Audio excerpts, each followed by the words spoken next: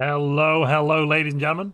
Welcome back to our Good Guy stream. We're playing as the Democratic People's Republic of Oakley Dokley. Hello, Twitch. Hello, YouTube. The weather's definitely improved. I want to just start out by saying that the weather is so much better now. We had torrential rain today. I got completely soaked. But it's 20 degrees and I'm not boiling my face off. So we're in for a good time. In for a very good time. We got your warm weather. No, I know, Rune Knight. I know. It went east. It went east. Yeah, not for long. Next week it's going to be back up to the low to mid 30s again. Yeah, but that's fine. That's completely fine. Who are we and what are we playing as? Well, Democratic People's Republic of Oakley Dokley are a nomadic citizen republic. We're nomads. We have Beacon of Liberty, Citizen Service, which basically represents national service to us. So, for a little bit of context here, in order to get a vote, you have to, and also to be declared an adult, you have to do a term of national service for society. That does not, and I want to really iterate on this, that does not mean you have to serve in a military capacity. You just have to work for the government. You could be doing litter picking on the streets, community service style things. You could also train as a soldier and be fighting in the armies if that's what you want to do too. We are militaristic. We're the good guy superhero. We're kind of, I think, we're the Superman. You know, we're the Superman of nations. We fight when necessary because it's important to fight, but we don't have to do that. It's not our favorite thing to do. We're also caravan masters. This one's neither good nor bad. This one's all about just connectivity, allowing trade to flow in a free and fair way. We're not allowing the amassing of overt levels of wealth.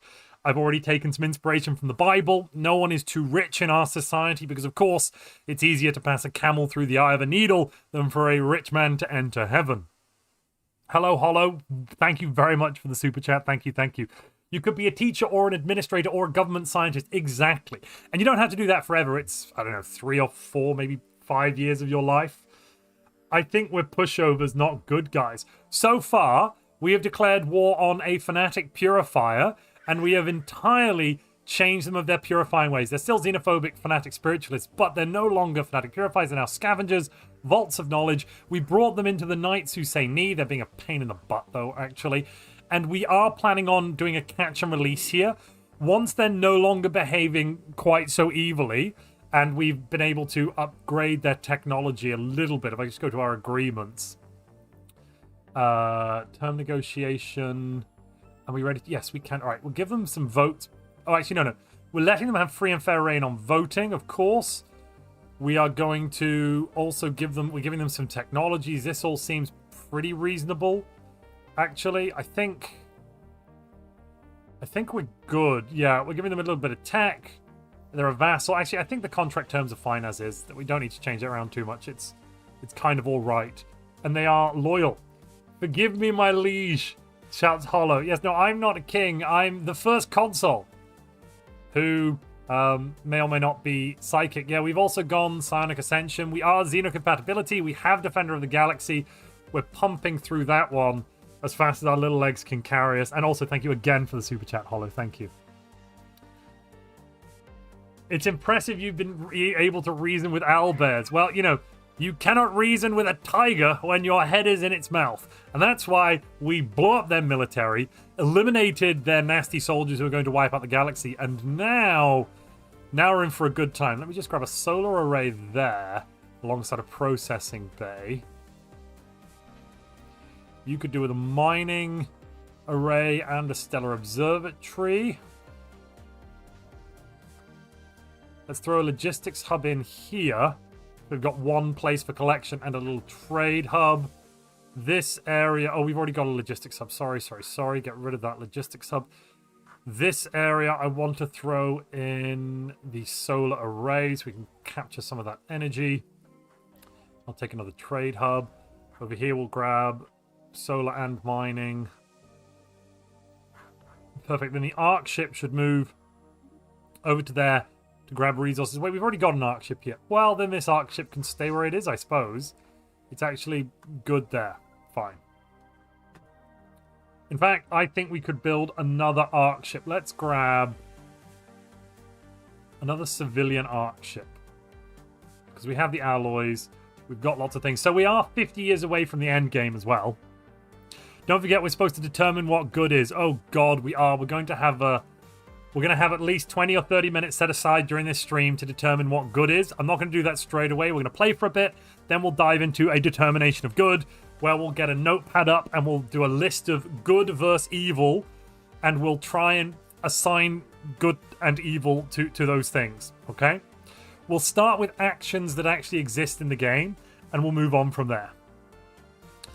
So he's a peacekeeper who's endorsed by the Eater of Wills. No. I want to point out there, we're not aligned with the Eater of Wills. We're just exploring their domain because we've gone for, where's it shown? Is it shown here? No. Well, we're not forming a covenant. We've gone for our own path. So we're going to explore, and that actually reminds me, I should go and speak to the Shroud Walkers. Commune with another entity. Yes, take some Zero. Commune. Perfect. And then we also need to speak to them again. Tell me about a secret. Yeah, you can take some Zero for that. We've got loads of Zero, right? Yeah, plenty of Zero. Enough. Okay, then we can probably do those ones. I think we'll do the commune first and the delve second. Dread Knight says, good is what we say it is, regardless of what the galaxy thinks. Well. Twitch is evil, shouts Hollow. Oh, okay. Right. Khorne cares not from where the blood flows, only that it flows. Yeah, we're aligned there because we want a massive war campaign to stop the bad guys down south. Right. First off, though, we have an Ascension perk to pick. Ladies and gentlemen, these are your choices. I would recommend Voidborn. Honestly, that's probably the best for us. But I would be happy with whatever the lovely people of our great nation decide is our next Ascension perk. Super happy. Darth Sasquatch on Twitch shouts, from our point of view, YouTube is evil. I think YouTube would say, well, then you are lost. Also, Eternal Vigilance on our ships would be really, really good. Just saying.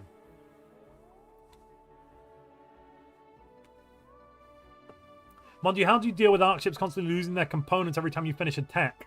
I've not seen that happen. Or sometimes at random from what I've noticed. I haven't actually seen that happen at all. When you're saying components, you mean these parts here? The systems and modules? Because I haven't lost anything as far as I'm aware so far.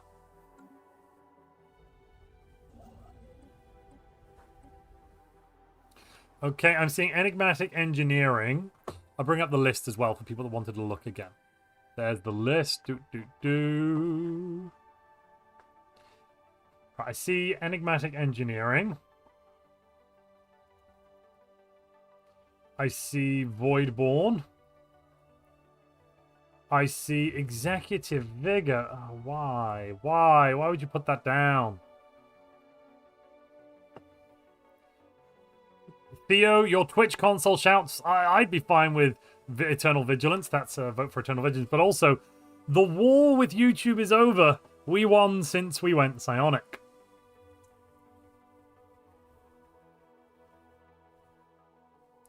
This is our 5th Ascension perk. And also Dread Knight as well. Thank you for the support. Thanks for the super chat. Voidborn, Enigmatic Engineering, Executive Vigor, and Eternal Vigilance. Those are your options. I'll put the vote up for a nice little 5-minute vote. Begin your voting. That was the only this was the only reason we went to war with YouTube. Fair. I need to ask, Krieg, are you here? Is Krieg here? Otherwise, we really need to find an ethics commissar from YouTube. What are our laws? So we have a Twitch console. The Twitch console has the power to declare war on the evils of the universe. We have an ethics commissar. YouTube gets a judge of goodness with the power to veto an evil vote, but only if Twitch agrees it is a question of good or evil. There is a ban on interaction with the Caravanseers in order to be the good guy and curb Montu's gambling addiction. I don't have a gambling addiction. I have a gambling opportunity. Modifying our species is evil, therefore it's banned. Robots have souls by law. Not having a green economy is evil. Citizens have souls by law. But biologicals that are non-citizens legally don't have... we don't know whether or not they've got souls yet, okay? That's all the laws. And we've also got Proposal for next stream, we should encourage everyone to be our way of good by force if necessary, including votes on a definition of good. So first, we're going to have to define some goodness, and then we'll be voting on that. Oh, I never put the poll up for YouTube. My bad. Sorry, YouTube.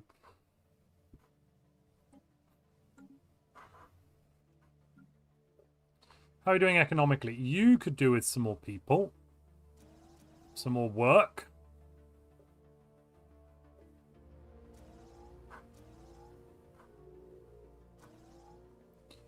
Wow, that's a big decrease every time. Ladies and gentlemen, in a fold of the Shroud, our telepaths have discovered a nexus of untapped power. Convergent forces have gradually accumulated in the psionic realm. The default option is going to be the first console, by the way. Somebody is going to get this power. We've discovered a gathering, an eddy, ready for the taking. By sheer force of will, one among us can absorb this extraordinary strength. A number of candidates have been selected. Is it the first consul Kotep Inns Kopek? Is it the tactical commander? Let's find out who that is. Othep Etek, who is a master gunner. Is it the chief of service? Oh no, that is the chief of service. Sorry, tactical commander is Othep Anek, who's not anything. Chief of service is the master gunner. Or is it the commander Mekt Takek, who is that fella? Do I miss disruptors? No, honestly, we're kind of boring. So, no, I don't think I do, Hollow. Dreadnought says, correction, I believe YouTube also supported psionics. In fact, Twitch prevented us from going psionics the first time, unless I'm remembering. No, it was the ethics commissar banning it, I think. Oh no, it was the lobbying. The lobbying stopped it. Okay, Thea's gone AFK for a moment. Who's winning on the poll? On Twitch, Eternal Vigilance is winning. On YouTube, Voidborn is winning. There have been... Well, how many votes is that? 11 votes on Twitch, and on YouTube there have been... Let me just count this. 17 votes. Please vote, ladies and gentlemen on YouTube. Please vote. Krieg is here. We don't need to roll for a new ethics commissar. Huzzah! Huzzah, right. Who do we think should get this power? Somebody has to.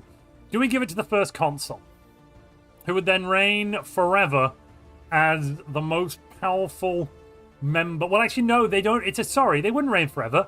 We're a democracy. They would just be an immortal being of unfathomable power.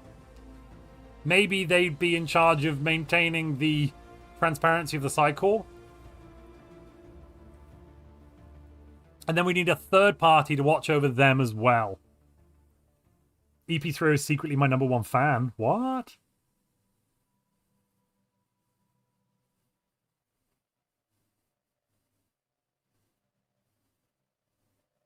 We did allow psionics with the express purpose of forging our own path.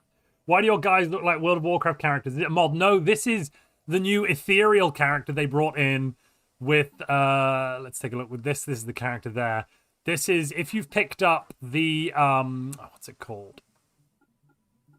They're all different. If you've picked up Season 10...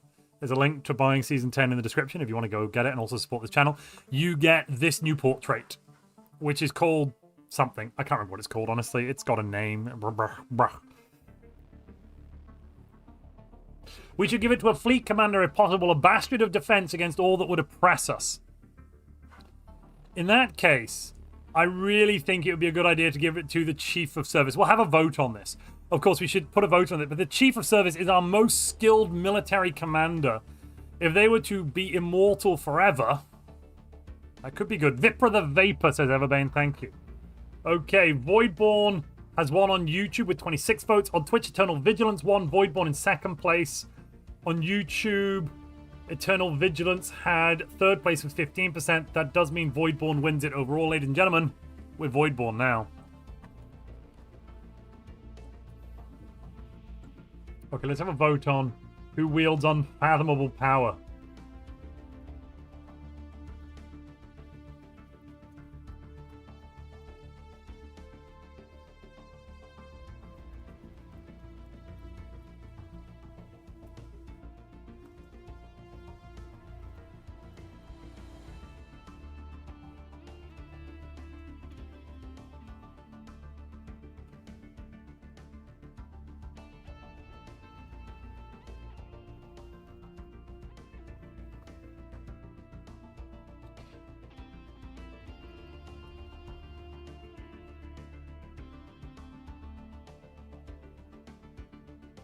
Okay, let's put this poll up for who should wield the unfathomable power.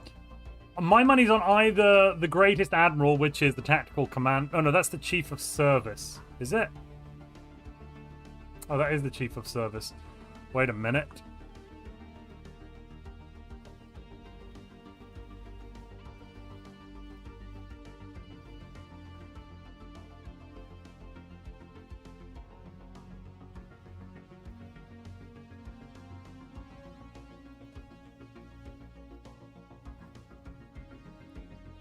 All right, let's have a quick vote on this one then. Is it good to invest such awesome power in an individual? So, we can always kill them or something, I guess. That's not really very nice to do, though. But we have no choice. Somebody is going to get this power. If I click off the event, somebody gets it. So it's literally impossible to give it to someone. We could give it to the commander Mecht und Tatak and then banish them from the Empire, I suppose. Lobby power, shouts Hollow. Thank you very much. I'll add that into my great, glorious power. That's for me, right? That's Montu lobby. Yes. That's for Montu lobby, isn't it? Sorry, not 23, 133.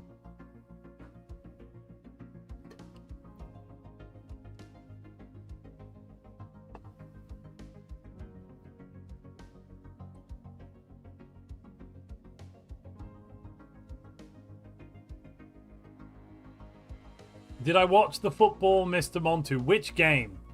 I have been watching the football. If you mean the most recent England match, no. I'm more excited for the Aussie match coming up. What is that? July 3rd? July 4th? 5th? Something like that. I'm honestly more invested in our good Aussie lads. Okay? I foresee an authoritarian ethics swap in the future if we get a super leader. No. Now, that may be powerful, but I would be against that. We discussed this. No scraps for our woodmancy. I'd agree with you, but it's physically impossible. What we could do is place it. We could give it to the random low-level commander, and then we could simply ban them, dismiss them from the Empire. So we give it to Mecht und Tatak, and then ban them from political office, and actually maroon them from the Empire because they're too powerful or something. I don't know. But I physically cannot. If I click X, it goes to somebody. So I do have to give it to somebody. Montu football is boring. I mean, I don't think so, but all right. That sounds evil too. Well, sometimes you have to do what's wrong in order to do what's right. That's what the Water Walker always used to say. And Eddard was never evil. Except when he wanted everyone to be one nation. That was, I guess that was kind of a bit evil. But after that, he was good as gold. Good as gold. You know, Owain. He kind of became Owain in the end there. Ugh, yeah. But anyway. Being immortal does not mean you're evil. This should be brought up during our discussions on what is good. Good point. Can you give him to a bulwark? You'd like me to offload this admiral to a minor nation? I don't even have a bulwark, number one. But... what? There's also that one cycle where he went full hedonist. Wasn't that when he was trying to do the One Nation thing, where he was using the domination? I thought that was that cycle.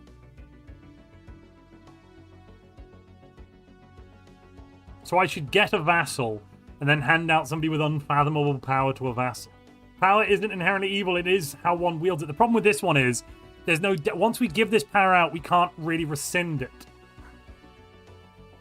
Okay, I'm going to end the voting. I'll leave lobbying open for a moment. There were 5 votes on Twitch. Only 5. Twitch didn't really care about this unfathomable power. On YouTube, I mean, feel free to propose a law to prevent anyone with this power holding high office, I suppose.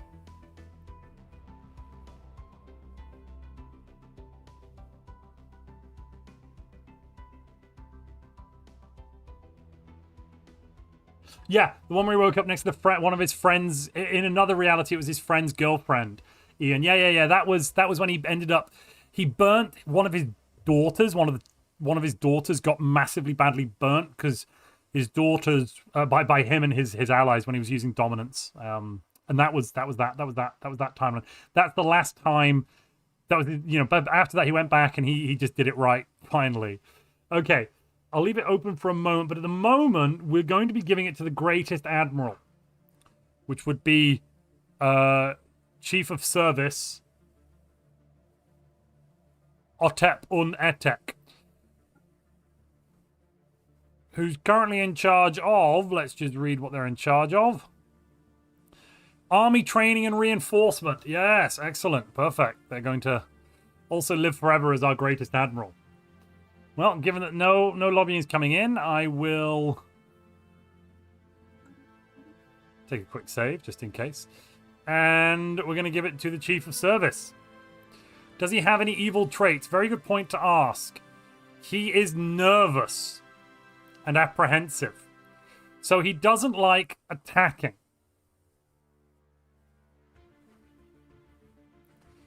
Give it to the Chief of Service. Here we go. They were destined to be chosen. They have the power of the void. They are the Shroud Shaper. They get 20% sublight speed, 20% fire rate, plus 2 sensor range. And he's not aggressive. Wait a minute. That has removed his nervousness. Whoa. Whoa. So he got the ultimate power in the Shroud, i.e. he's the most powerful telepath in our empire. And he's no longer nervous. Huh. He doesn't have any evil traits, so he's cautious, artillery focused, a bit of a wrecker, an artillerist, a master gunner, and very charismatic. And also now, yes, immortal. It's funny that, but so far I don't really think that was inherently evil. It would be a confidence boost, wouldn't it? Right. Final tradition, we should go politics. Because we are, what's the thing we are? We are Defender of the Galaxy. I think we should go politics. I'm going to start proposing a final tradition, ladies and gentlemen. We will put it up for a vote. I would be nominating politics. Please put somebody write politics, for the love of God.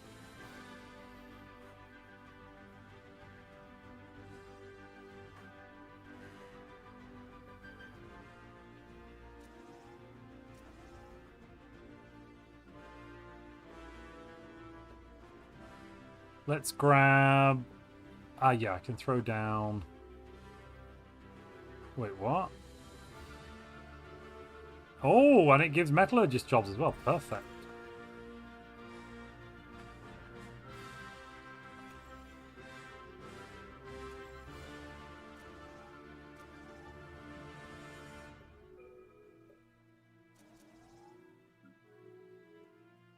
Okie dokie. What's that? Civilian arc ship. I'm seeing, let's see. I'm seeing, these are the options. I'm seeing aptitude, archivist. I have seen politics. Thank you, Saffron Canal. I'm going to write that down. Politics. I'm seeing aptitude.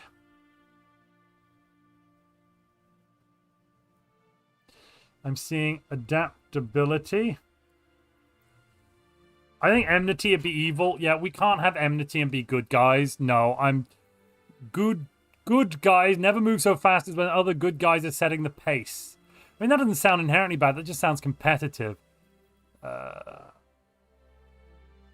Okay, yeah, this does sound not so good. Yeah, I'm not going for enmity. We already are supremacist, aren't we?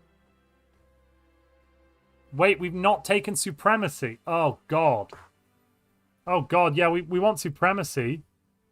Okay. Theo, welcome back. But we also want politics. How could the game do this to us? We need politics, I think, more than supremacy, to be honest with you. Oh, geez.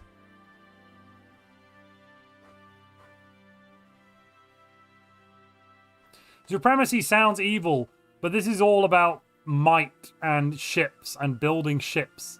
It's all about military strength, and we value military strength. I mean, we're militarist citizen service.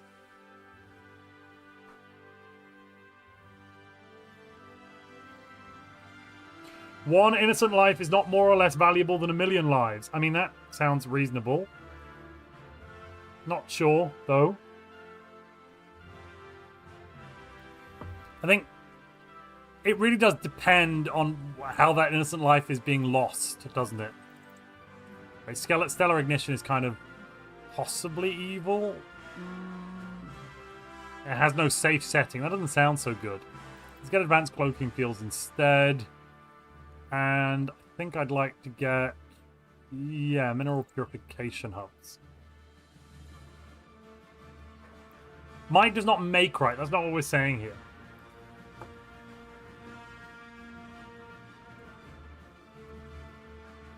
I'm going to do plus 30 Montu lobby for politics. 103 I'm down to.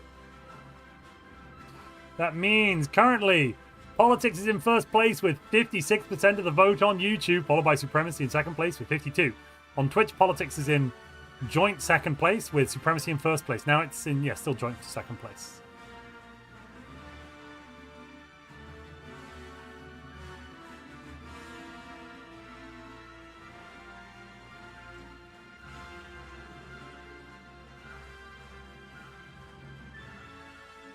No, I don't want all of those trade agreements. Fabulous. Go away.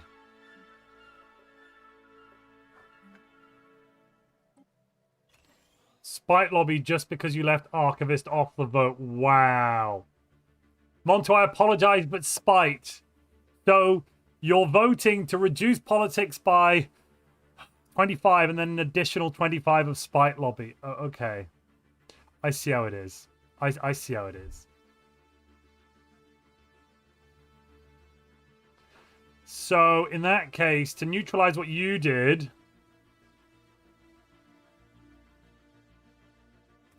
I'm going to spend 50 lobby points on politics. 53, we're all good. We're all good under the proverbial hood. Nothing to worry about over here. Nothing to worry about.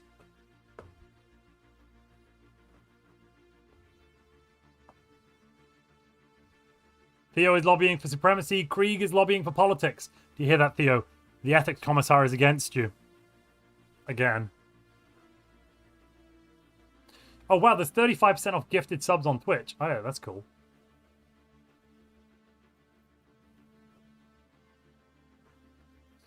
Currently, supremacy is winning on Twitch with 57% of the 58% of the vote.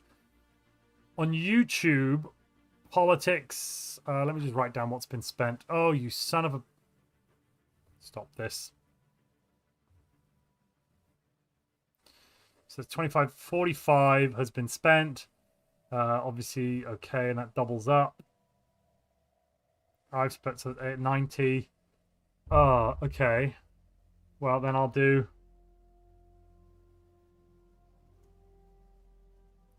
Plus 53 for politics. I'm going to spaff it all up the wall.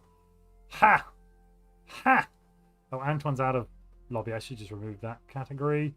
Shetland, we've not heard from in a while, so I'm just going to remove Shetland's lobby. So there we go. I'd like to congratulate politics for winning once again.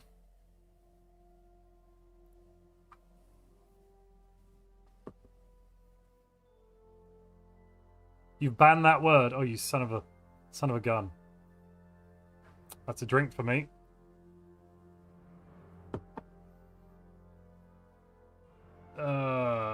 That's more spite lobby, right? So that's 65 into.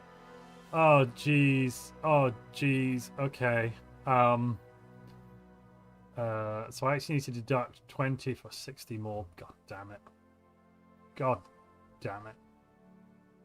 Just you folks having a war chest of spite lobby that's built up over time is depressing and annoying, okay? Okay. Okay, so that's 15, 25 plus 60 is 85. Doubled up is 170. So, politics currently has... Really? Politics currently has minus 58% of the vote. Politics has minus 58% of the vote, and we'll end the vote there. Ladies and gentlemen, in first place on Twitch and YouTube is Supremacy, 43% on YouTube, 52% on Twitch. Then in second place on Twitch is Politics. That came in last place on YouTube with minus 58% of the vote. You do this for the people, said Dreadnought. What about the people that voted for politics? What about those people? Oh, I kept saying politics. Damn it, I said it again. Oh.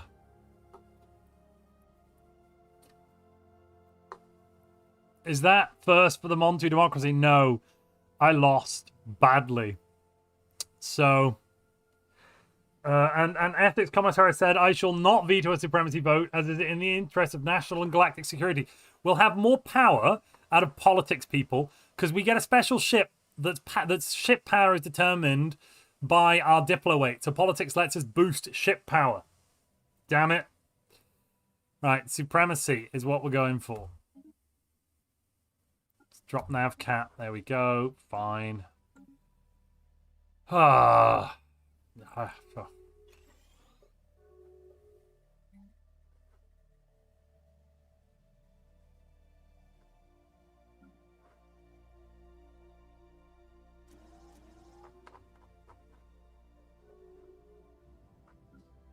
Well, it's all right. We're still flying half a ship.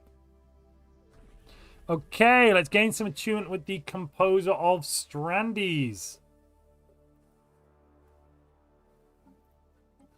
And then do a delving ritual.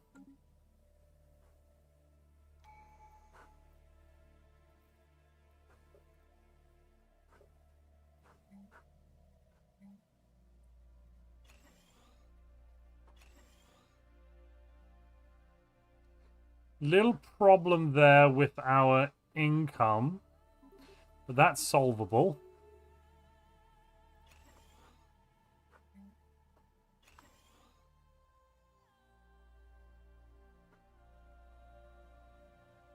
Just sell more food. That's fine. Perfect. Technically, we're losing 4,000 every month. We're actually losing nothing because we're making so much. I don't even know how much income we've got in total, but like that must be around 1,000 over here in this sector. Just that one sector alone.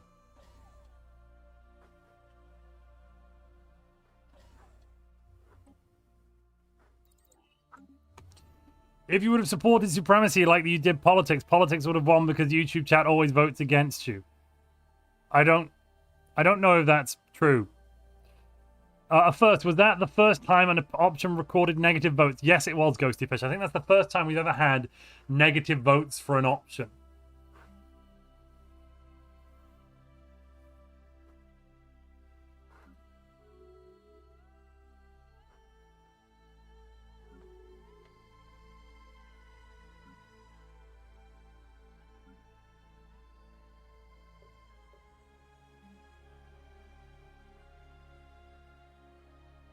I think quantum destabilizer works.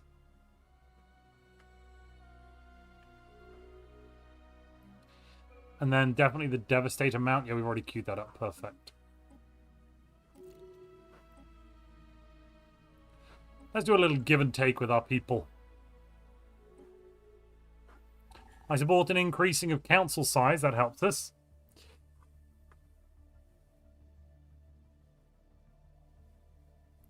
$10 to Montu lobby and $10 to Spite lobby. You could have just given me 20 there, Woodmansey. You could have just given me all 20, you know. Okay. We're now at 266 Spite and 10 Montu lobby. Perfect. Perfect.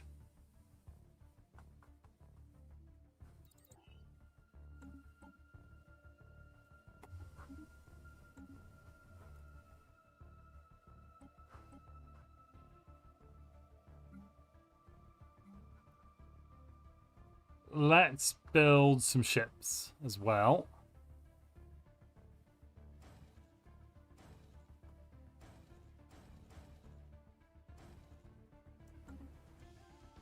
That sounds about right.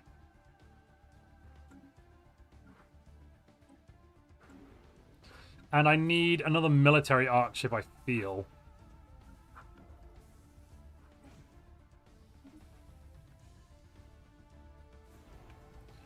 We're going to pump those things out. I'm not going to grab the planet cracker, because that would be a bit evil. You could have, but no, says Woodmansey. Yes. Perfectly balanced, as all things should be. Dreadnought is trying not to laugh at work. You damn it. Damn. Excellent. Most excellent.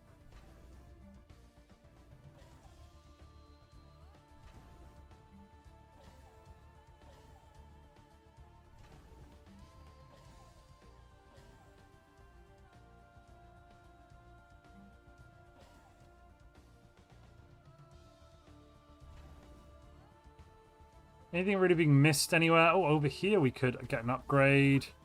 Upgrade there for some extra resources. Good. We're missing some things there. And over here I'm missing energy. There I am missing research.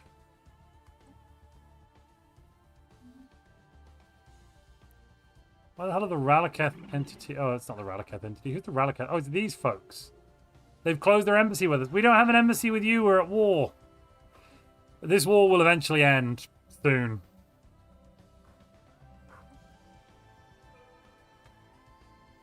And as soon as it does, we're changing the Federation laws because at the moment, the Federation has demonstrated either we have to leave the Fed because they keep going in offensive wars that are kind of evil, or we have to take executive control of the shooty-shooty part of the Fed.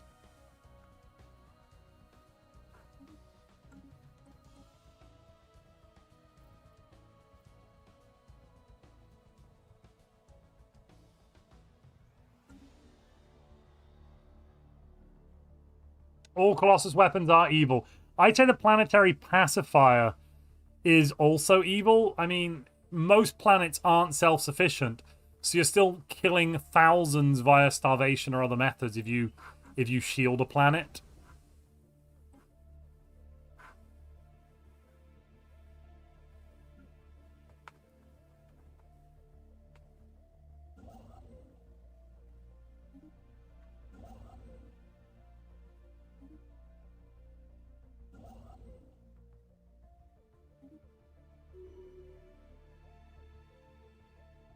Twitch counselor and YouTube morality person all have just one veto. That would be bad for the Twitch counselor. That'd be bad for the whatchamacallit? The YouTube ethics commissar. We'll put it up for a vote.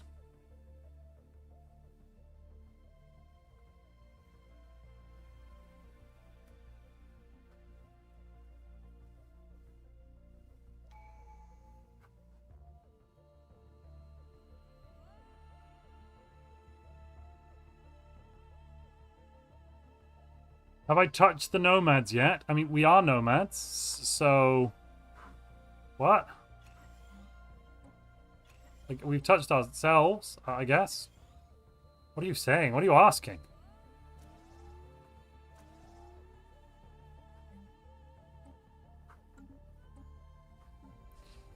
Stay with it. What we get? Some achievement to Eater of Worlds. Oh, well.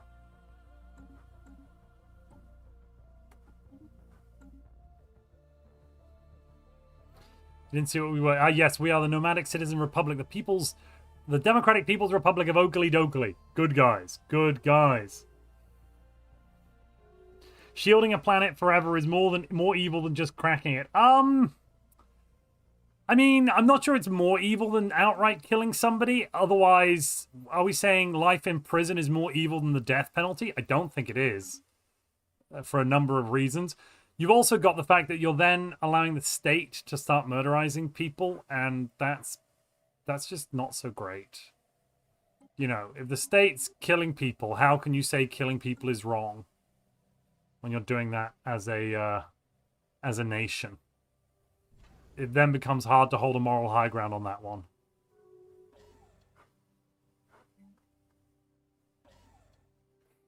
Let me see. Do I want... let's get that one. Yeah. Okay, big block just joined some sort of big federation somewhere. There's Jump Drive. And one, welcome. Peaceful ones and noble ones. Here's question for a lizard. And today's question is, how many habitable things are there in the galaxy? Are you asking me for each type of planet? Or, like, are you asking me for every planet class here? Or can I just say planet and planet/moon and everything which fulfills the planet-moon category count? So, like, are you asking? What are you asking? Do I count between, for example, do I count between Ringworld, Arkship, Planet, that sort of thing? Or are you asking me how many habitable worlds are in my galaxy? Or how many habitable things are in my galaxy? What, I do need a little bit more specifics here, Antoine. How many different things species can live on? Would a volcanic world and a tomb world both count as the same thing because they're a planet? Or would a volcanic world need to be specified? That's basically my question here when I'm doing the count.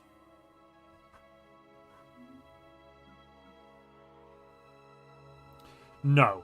Okay, they wouldn't need to be specified. Perfect. In that case...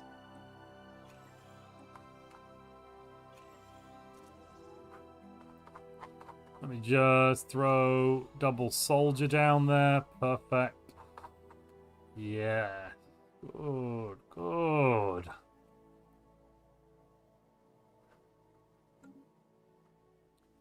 And I'm just going to go up here and fix this. Let's go to Research Institute under one of these.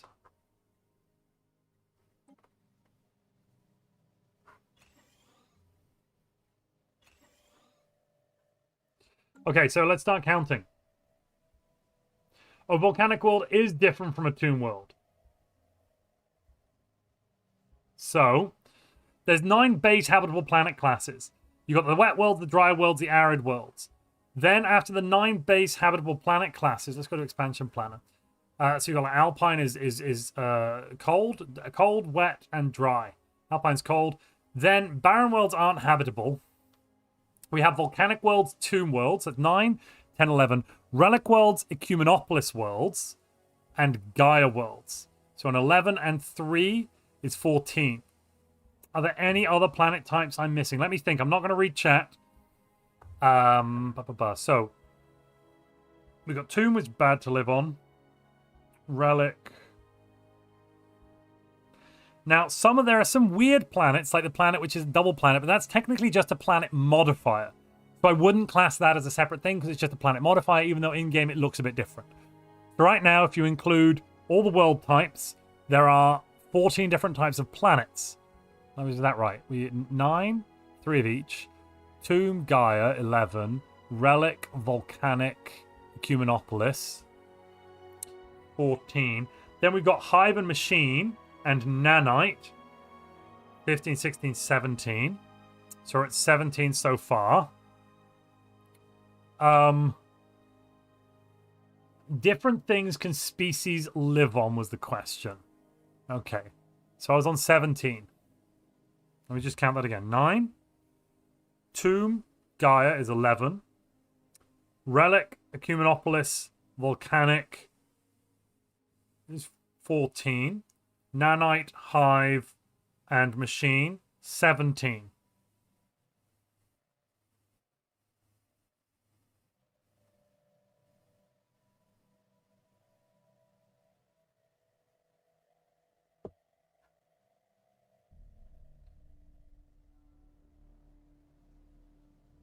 Oh, I was included in that one. Sorry, I didn't even see my inclusion, Darth Sasquatch. We'll have to run that vote again. Good point. So that's a very good point. That pinged after me. Right, anyway. So we are on 17. Okay, so then we've got Arkship. 3 types of Arkship. And then each Arkship has tier 1, 2, and 3. So I'll class each of those as a different thing to live on. A tier 1 military Arkship, a tier 2 military Arkship. So it's 17 plus 9 for the 9 Arkships. 3 types, 3 different levels of peace. So that's 17 and 9 is 26.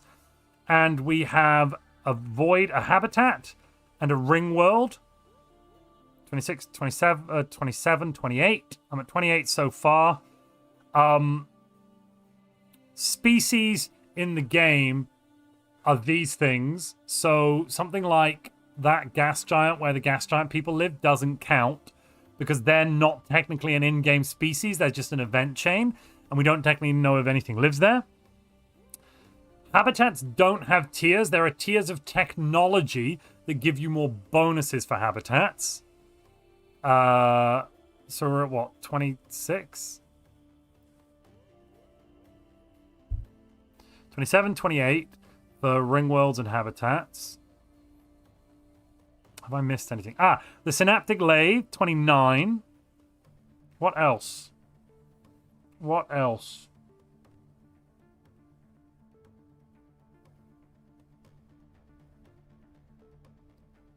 Synaptic lathe is 29. I think we're done. I've listed every planet type that I can think of, which was 17. I've listed all the habitats. I've listed the 2 artificial world types, ring worlds and habitats, and that's 28.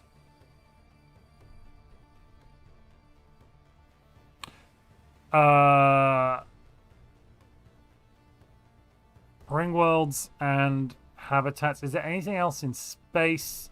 Orbital rings, and they don't count because they don't count. Nothing lives on them. They just boost the habitability of the planet below with +1 district. Oh, technically, there's 2 types of ring worlds as well, aren't there? Because you've got shattered ring and regular. Is there a second type of habitat? No, the habitats are all just the same. So that's 29 with shattered ring.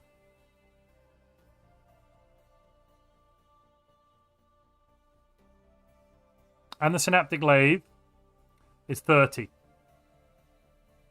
I think we're at 30.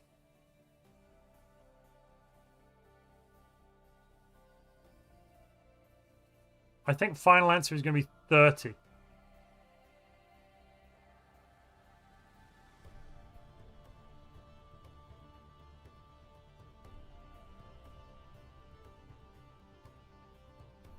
How 30 fit? Ah, I'm correct. Huzzah. I'll take my 114 lobby points and I'll goddamn like it. Welcome to the Montuocracy.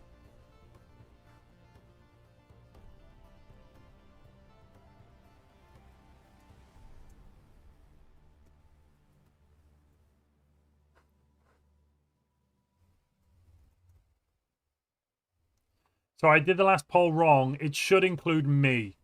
I thought you were just pinging me with that one as well, Darth Ashford. So I'm going to put that poll up again. No one technically lives on the Horizon Needle. There are no pops on it. Me overweighting to spite his lobby points with political zeal. You son of a bitch. That's just a glorified arc ship. Yeah, the Horizon Needle's like a really crap arc ship. And the Behemoth doesn't technically have pops on either. Ghostyfish says colony ship. No, colony ship has no pops on. No species lives on it. You inhabit it, and technically speaking, it's a delivery mechanism for pops, but nobody lives there.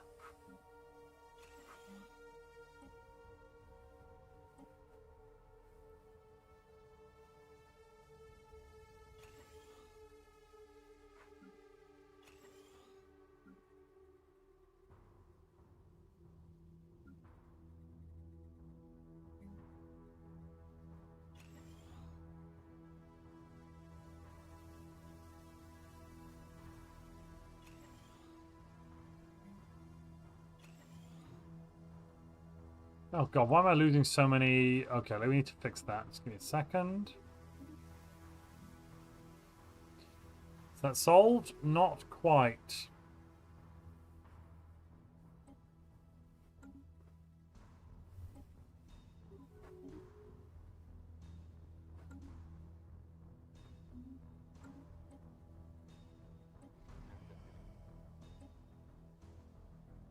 United Atharian Coalition. Is anyone improving? Yes, somebody's improving relations there. Dr. Dictator's Cybervision. Anyone improving relations there? Yes, there is. Divine Magogon. Anyone improving relations there? Nope. Let's get a relation improver.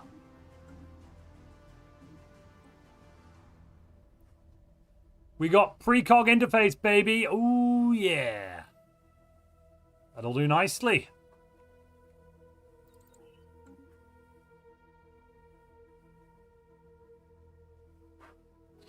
Currently, YouTube is voting yes, Montu should get a veto. And Twitch is voting 50-50 yes, no. But YouTube is on my side. Thank you, YouTube. I see you. I see you.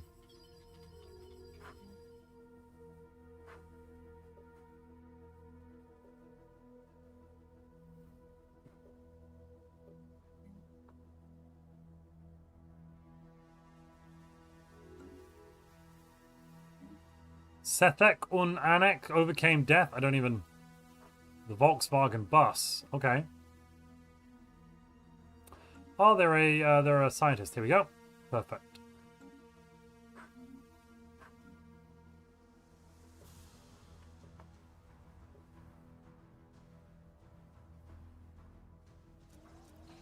Wait, what?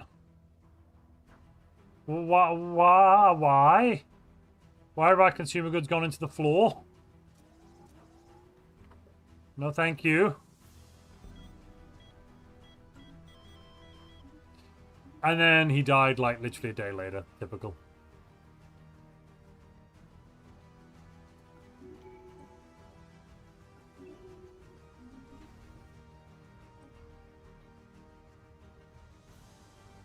Are we still smuggling people out of Ralakath space? We should be. Let's check in on that. Yes, we aren't doing it right this second, but we're going to do it in a moment. They don't have enough pops worth smuggling. Why not?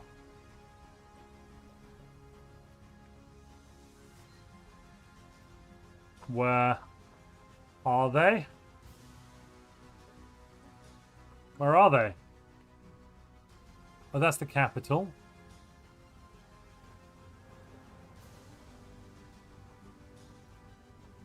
Where are they? Oh no. Oh no. So they've completely... We did smuggle out, you know, about 10% of the population, but they've hive-minded the buggers and removed their consciousnesses. They've almost made a species extinct.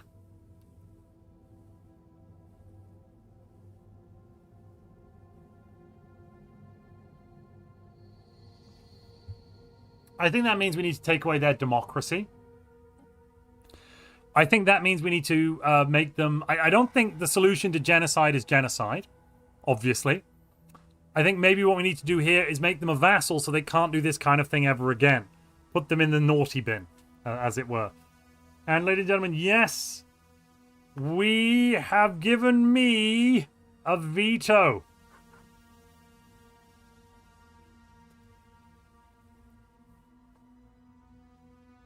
Just one veto. Doesn't have a cooldown, we just get the one. So we all have one veto. I won't even have to bother writing. I'll just write down when we use it. Surely this means war. Let's ask the Twitch console. Twitch console. We've just witnessed genocide. Surely this means some sort of war. I mean, we're already at war, but we aren't in a war that we can actually use to, like, do anything.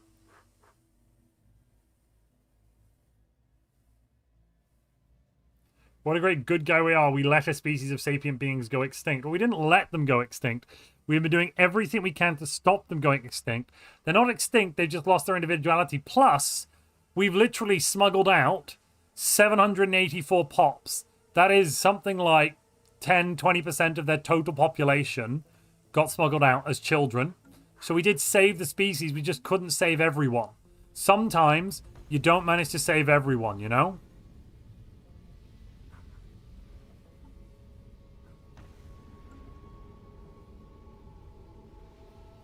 Sometimes not everyone gets to go home. And it is sad. But there's not really much I can do about that.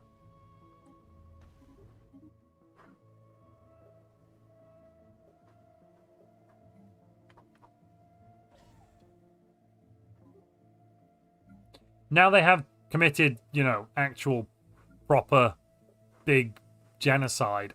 We definitely have to do something. This war can't do it though. Like, the solution isn't just kill them, because they've done us, like, they've really done something quite awful on one planet. They're not currently a threat to galactic peace and galactic order, as far as I can tell.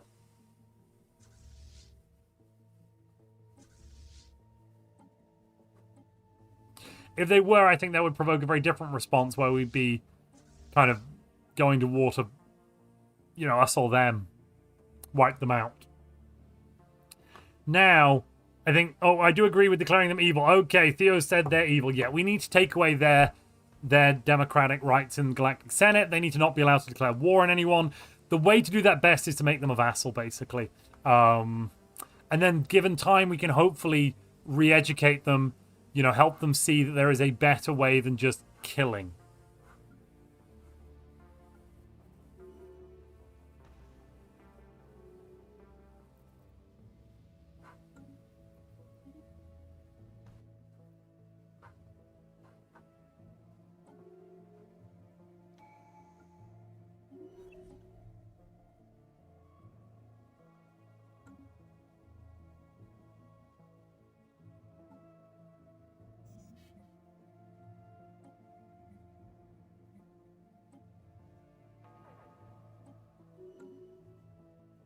Okay, we prevented that fleet from doing anything. Perfect.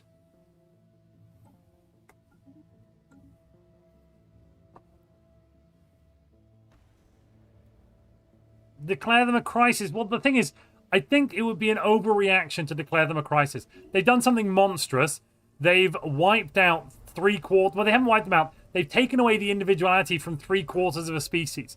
From their point of view, though, they might not really even understand that these people are single-minded. They might think they're basically mindless drones. They might not get it, you know? And they might be as like children. So if we were to just wipe them out, you know, we could be killing the equivalent of a child. It's a murky area. Now, I definitely agree they can't be allowed to go to war with anyone. They can't be allowed to take further slaves, do anything like this again, eliminate people's free will. But I don't think the solution, again, I don't think the solution is to kill them all at this point. So, Jabberwocker Clock, what are you advocating for? What are you advocating for? Do you think the good route here is to murder for the loss of mind intellect of 2,000 pop? Should we murder 77,000? Let's give them an ultimatum and impose sanctions. Now that idea, that one I like.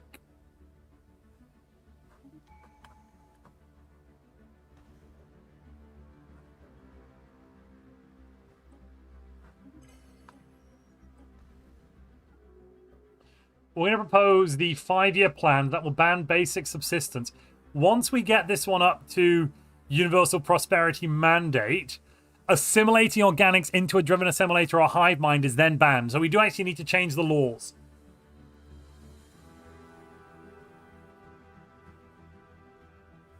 So you want to do a crisis war and kill them all? Is that what I'm hearing? It's kind of what it sounds like. Because we'd end up purging them because we're not a hive mind. So, you know, or enslaving them. So if your solution to somebody doing something evil is to kill them or enslave them, I don't know if you're particularly good. Okay. That's a power, isn't it?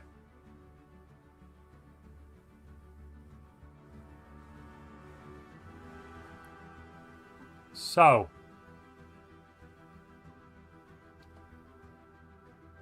We could get a very strong roll if we decide to temporarily create a galactic custodian within even our own federation. Now, hear me out, hear me out, hear me out, hear me out, hear me out. We have that, oh yeah, we were supposed to end all slavery in the Galcom. No, I remember that one. I don't think I've written that down, but I remember working towards that, which is why I was doing that. Let me add that to the law list. It just wasn't in my list for some reason. Thank you. Anywho, so this is the internally this is our civilizational equivalent. Hear me out. Civilizational equivalent of galactic custodian.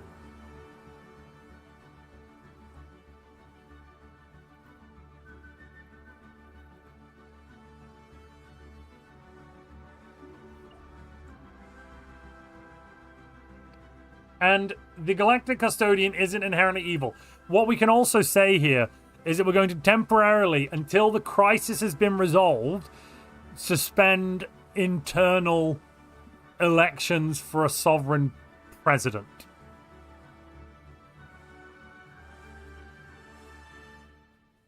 We can instantly fix the ethics thing by just embracing the democracy first faction.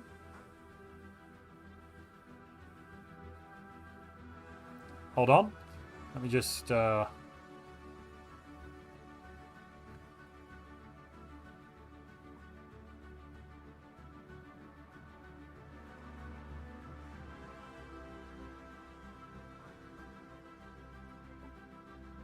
yeah, we can entirely get rid of the fanatical authoritarian almost instantly with by embracing egalitarian and going back.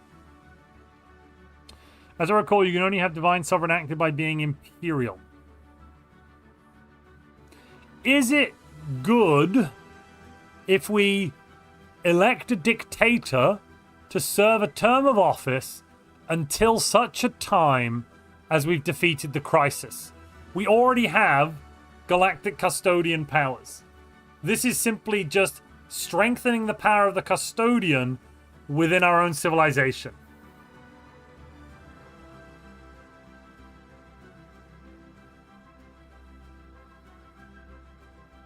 Remember, Doctor Doom works towards the greater good, but he is still irredeemably evil. So does that mean the custodian is evil? I just want to clarify what we're all thinking here, because if doing this is evil, if taking power in the short term and agreeing to give it up later is evil, then does that mean the galactic custodian is also evil? So we've already failed in being good. And if we've already failed in being good, then I might as well take it anyway. The way I see it here, actually, if we don't take it, what we're saying is that galactic custodian is evil, and therefore we're already evil. And if we do take it, we're saying that it's fine because it's like the galactic custodian that's not evil. When will we dissolve the Imperiumship? Clearly, we need to vote on it. Yes, I agree. We'll have a vote. I just want to outline my thoughts so far because I'm exploring the space a little bit. So, as soon as we end the galactic custodianship, we would also end the supreme powers there.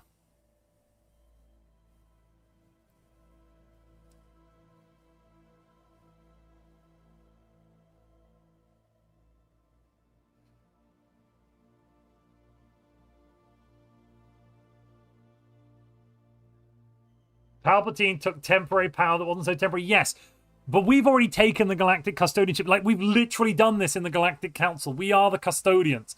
We have a special fleet. A fleet that is so powerful, it is in fact larger than any other combined forces of any nation in the galaxy. One fleet here, which is being led by Althep Un Etek, who might also then be crowned as the galactic custodian and given the dictatorial powers to fight the crisis until such a time as the crisis is defeated. I'm just saying.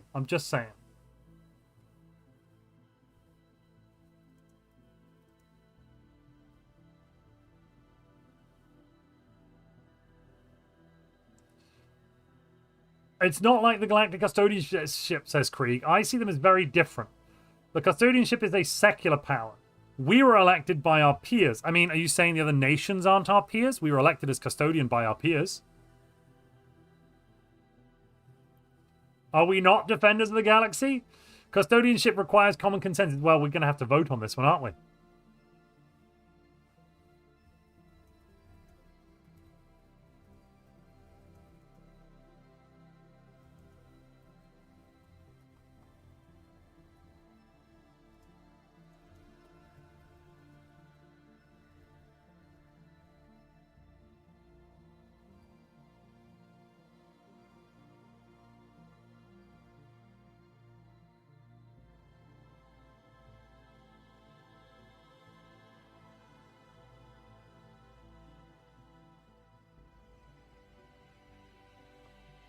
Okay, let's put the vote up.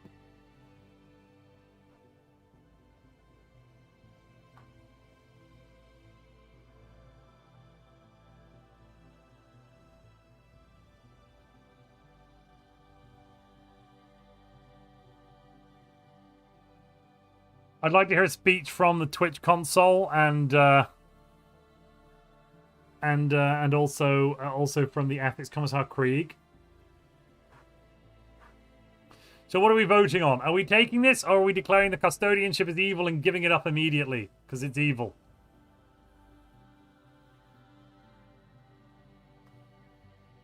This is a biased question. I don't think so. I don't think so at all. I won't be lobbying.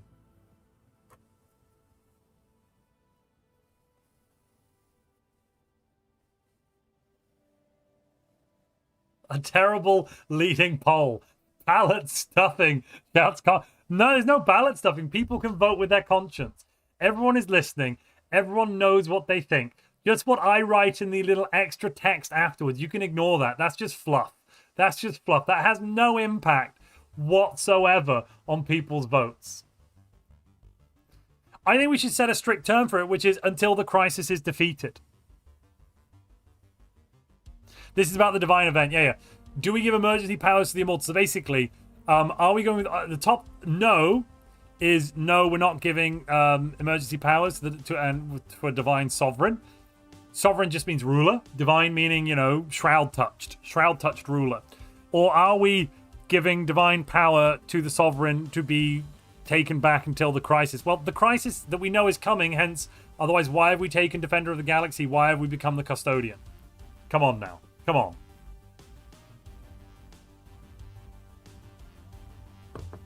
We exile our democratically elected president. No, he just goes on a leave of absence. Don't forget, you can lobby people. There's still a few more minutes left of the vote. I'm pretty sure we can reform after this. Get back egalitarian, then get rid of imperial and go back to having an election. So, just to clarify, I'm 99% sure I can almost instantly reform, go back to egalitarian, get rid of imperial and go back to having oligarchic elections or something like that, and then keep the power of divine sovereign. It sometimes bugs out and lets you do it in weird ways, and that's what I'm thinking we can do.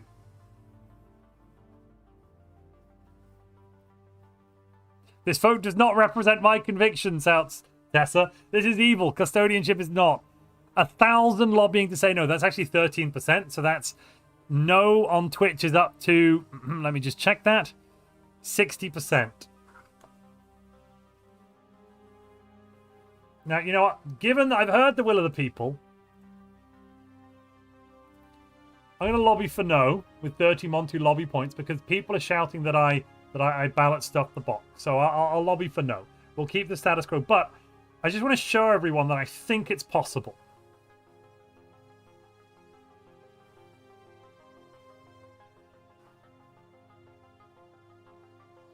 So overall, no has won. Because it was yes on YouTube won with 67% to 63, which was 4% in it. But on Twitch, no won with let me just check that. Yeah, like with 60-something% to 60-something% to 56. Thank you for the 5 gifted subs, Dreadnoughts. Oh, he wants to take my job. Dreadnought, did you just add spite?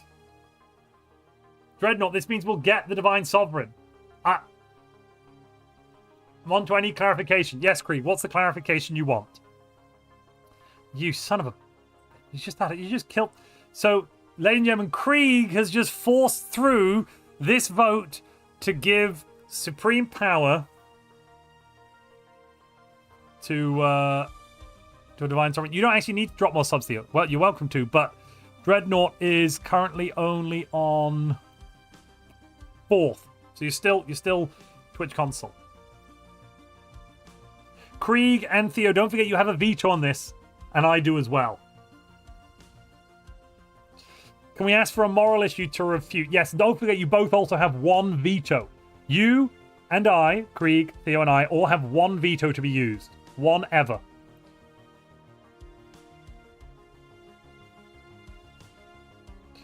So to keep the status quo would be a powerful psychic but God hardy. So a no, it is evil would keep no, it's evil would keep the status quo. Yeah, no, I get it. Don't worry, Dreadnought. You didn't take over at all. It's just drama. That does reduce lobby points. We're down to 251 in Spite Lobby. Yes, Krieg, what's your clarification? Did I not give you that? So if you vetoed for no, that would be we just keep going as is. If you veto for yes, well, yes is currently winning.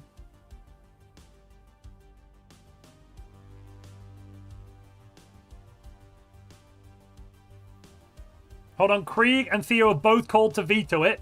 Which one of you wants to veto it first? Krieg and Theo are both saying no.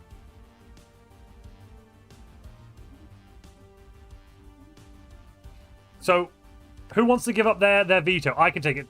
Theo? Krieg? Theo is using his one and only veto for the sake of all creation. So that means it's only MONTUPLAYS and the YouTube Morality Ethics Commissar that have one veto left. Allow the console to veto. Krieg is hoarding the vetoes. Right, just want to show you all that this isn't what's going to happen. I'm taking a save. We'll roll back. I just want to show you. I'm pretty sure we can stay democratic or something close to it. Let me just test this. Wait.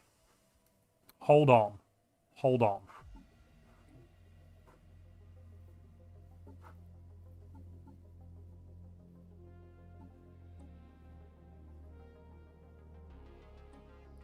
I'll embrace that. Cool.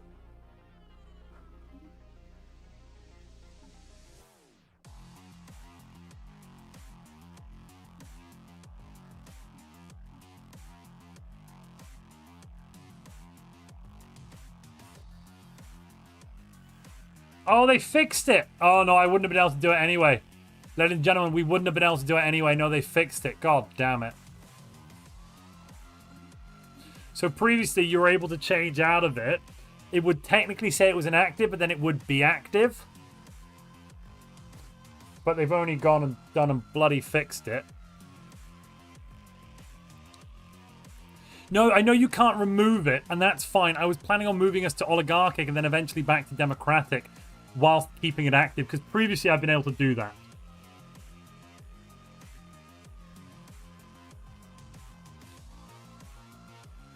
Anyway, let's roll back. None of that actually happened. Oh, that's a cool background. I've not seen that one yet. That's the new one that I've not seen. How have I not seen that one? Ooh. Right, a powerful psychic, but a god? Hardly. Democracy wins again, ladies and gentlemen. Montu's morals failed him when he caught a whiff of supreme cosmic power. What a surprise. No, no, no. Look, had we been able to go back to democratic and just gain the power boost of the Divine Sovereign Civic, that would just simply mean we're channeling, I would argue that means we're channeling all of our psychic energies into the leader of the nation, the Divine Sovereign, i.e., you know, the person who's in charge. Anyway, we'll move on.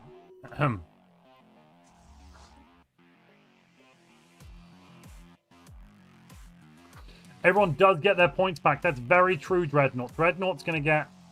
That's very true because it was vetoed. We always give points back when it vetoes. So I'm up to 124. Spite Lobby goes up to 266.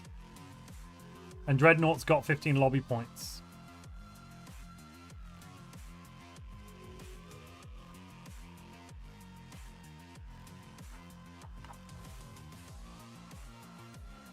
Was a farce, I say, to deny us our vetoes. I no, that's not true. I thought we could get a bit of extra power and also, you know, just be better.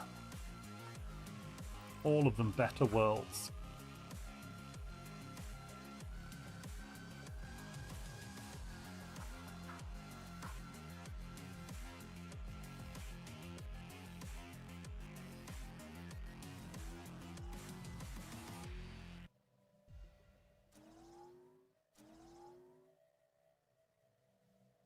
Okay, yeah, it looks fine enough.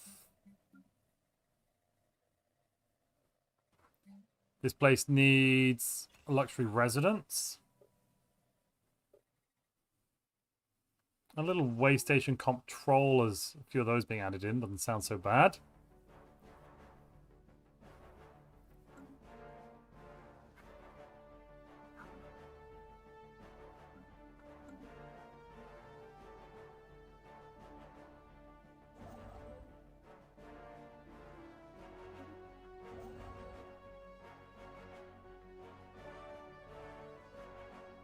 Could have been mine. It should have been mine.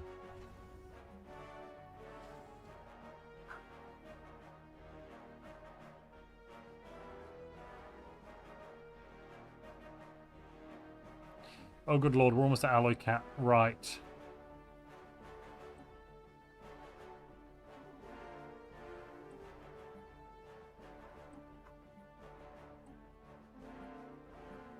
Let's add in some more battleships.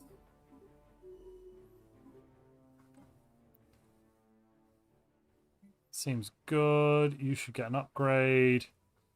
And we'll add in more battleships.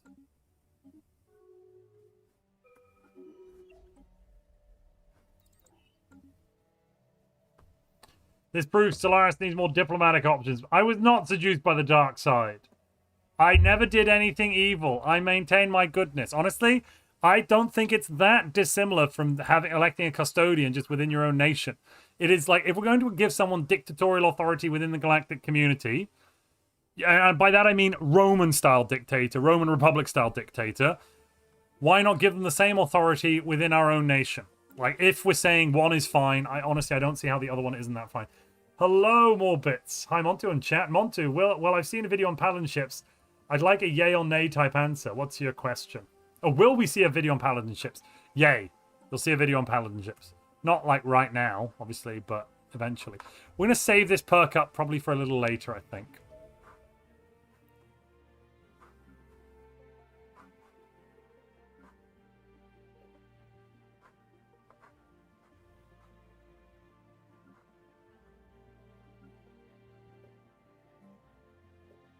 Let's get an upgrade going here. Perfect. And then I will grab laser capacitors.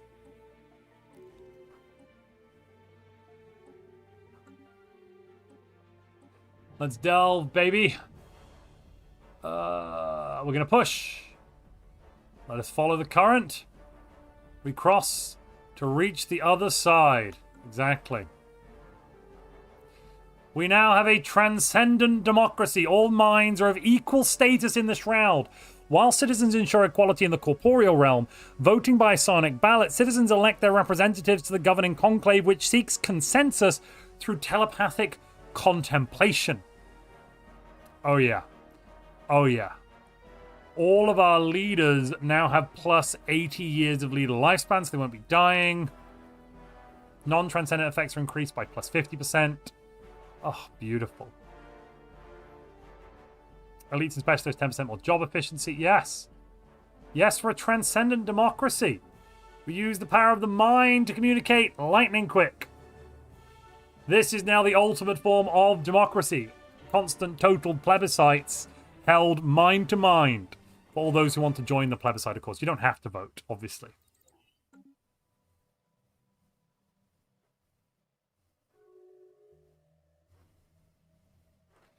I'd very much like this war to end.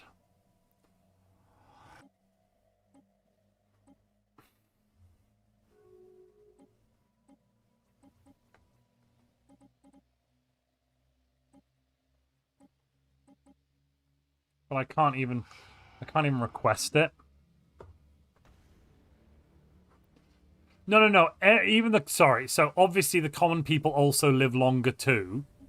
Leaders' lifespan is the only... Look, so this is a lifespan bonus for everybody, not just the leaders. No, plebiscite, not plebiscite, plebiscite. Oh, goodness me. No, look. Everyone lives longer. Everyone votes immediately, communicates better. Everything just works now, okay?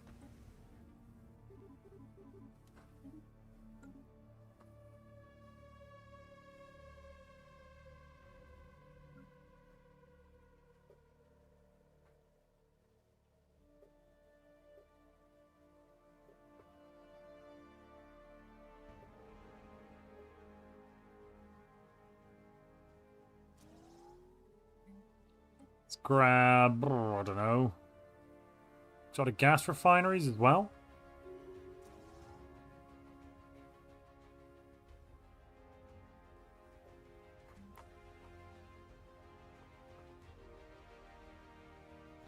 A couple of shield arrays.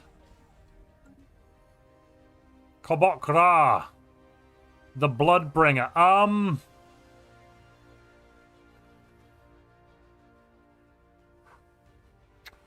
I don't think we should let this fella in. He's a butcher, a martial liberator, aggressive, and a bloodbringer. He has a blood vow with the Eater of Worlds. He serves the Eater of Worlds. Yeah, we can't let this guy in. No, he's too evil. We can't let this guy in. There's a veto. And he's a good trait and all. Really, that's a very good trait, isn't it? But we're not doing it. We're not doing it. We're not doing it. He's evil. Yeah, no, material liberator. He steals stuff from people. Not anything else. Dutch Shiren says, this is a bit late, but all nations give a level of dictatorial powers to someone in a war. Militaries themselves are dictatorships. They do not run by committee, but by civilian oversight. But civilian oversight is needed. Yes. And I'd add to that, we currently have kind of a dictatorship where we, every 10 years, vote on a new ruler. Or 20 years. Or 10 years, yeah. And we're about to reform the Federation afterwards to get rid of some of their voting rights because they keep going to war. He's not bringing transfusions.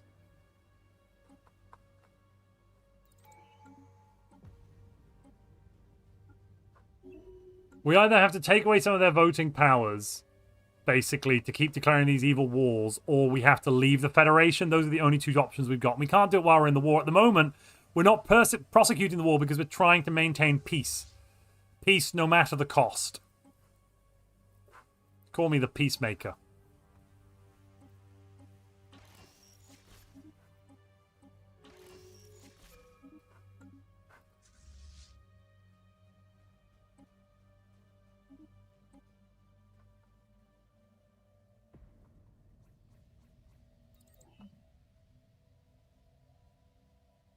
Let's take a precog interface.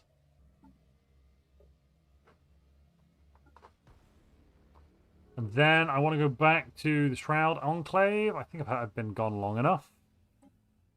Oh, I have to wait. How long? Oh, literally 1 month. We still need to decide what is good. Yes, we do. I know, Darth Sasquatch. I know. And then we'll make a vote on that.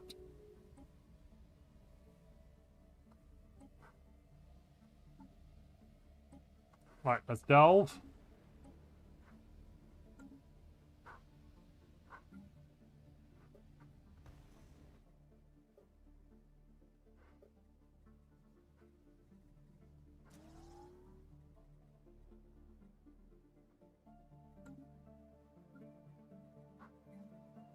You get one of those.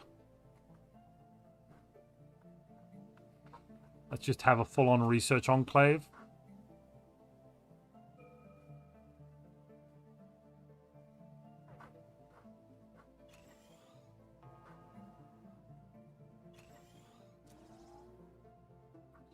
And yeah, this is actually going to be full-on research. We'll take high-energy particle accelerators.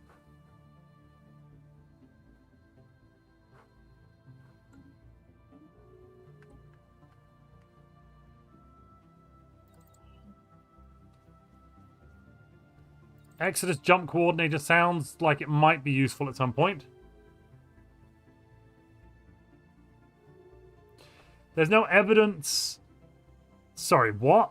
There's no evidence that everyone enjoys the extended lifespan. Leaders might just be using side powers to siphon life force from commoners.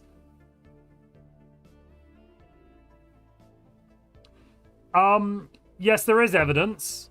Because enduring, which increases leader lifespan, increases lifespan. Leader lifespan and species lifespan are the same thing, unless it specifically tells you they're stealing lifespan. What is this?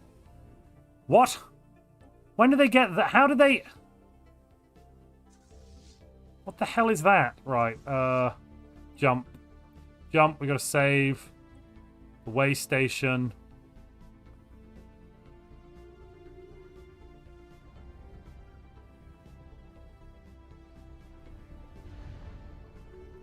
How the hell do they get there? They must have jumped in? That's so strange. I've never known the AI to do that before. Oh well, it's not a problem. Ah, I see how they did that now.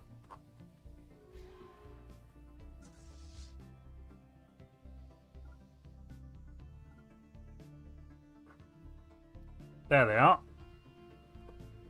Right, we'll send people off to deal with them.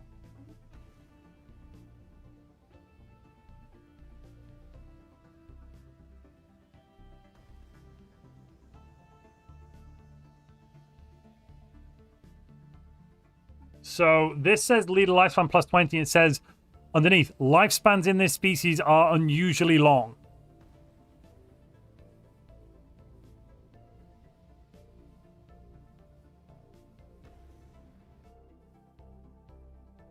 Our leader did specifically become more confident after he became immortal. Yes.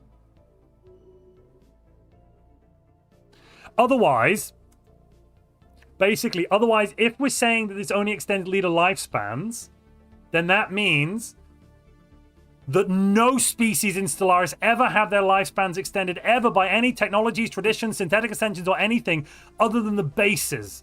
Because nothing in the game extends the lifespan of everyone in the species, it only extends the lifespan of leaders. Therefore, every technology and every species trait only extends your lifespan as a leader. As soon as you're elected, you live longer. If your species lives longer. It's basically what you're saying there, and that makes no sense. Yeah.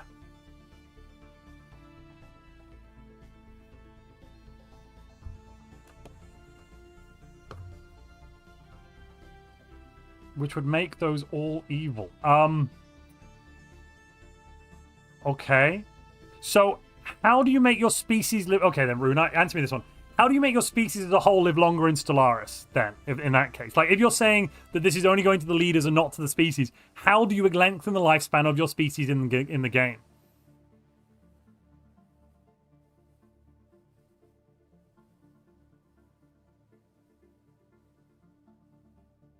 Like, if we're saying that this trait alongside this thing here, wherever it is, you know, the plus 60 years and plus 20 years, if that doesn't, through exploitation of the common person.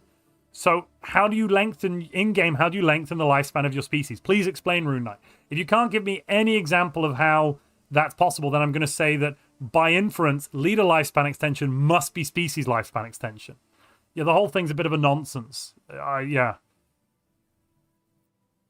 Oh god, that's Sasquatch, that's a vote and a half. So we're voting on this right now.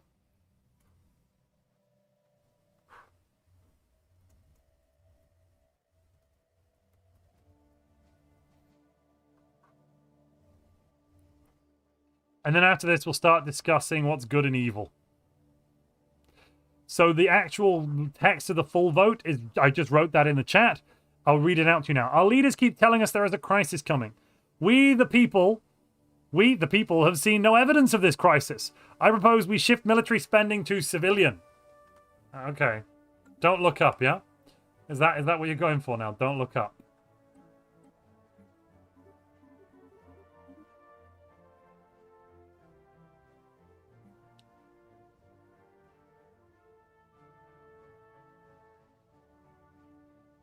We are both in a war and militarist. Yes.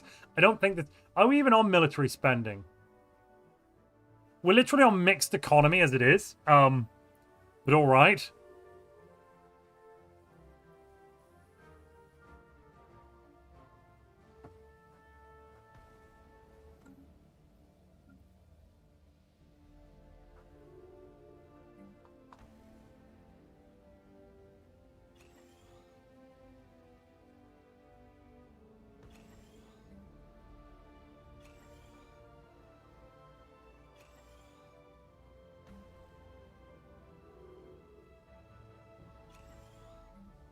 Make that one military research complex as well. So we're just gonna... What's this?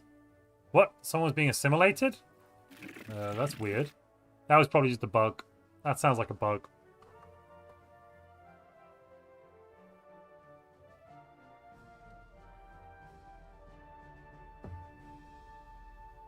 Jet Enjoyer, I hope you enjoyed it. Do you mean the almost 3-hour-long video, or do you mean the succinct 20-minute one? The fact that we're not even on military spending does kind of puncture the whole vote, doesn't it? Yes.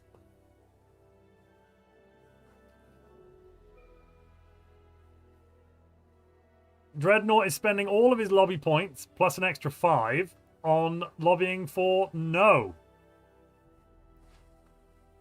So that's... No currently has 94% of the vote on YouTube and 75% on Twitch.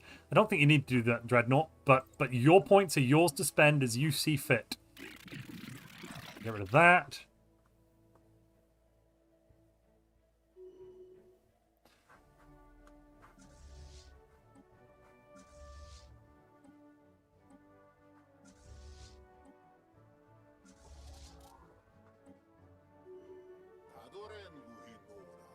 What? Where do they keep coming from?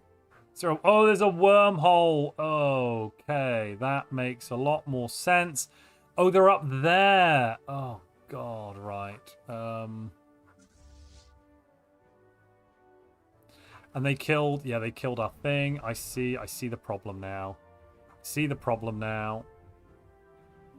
We'll just travel through and we'll block that up. Toot sweet.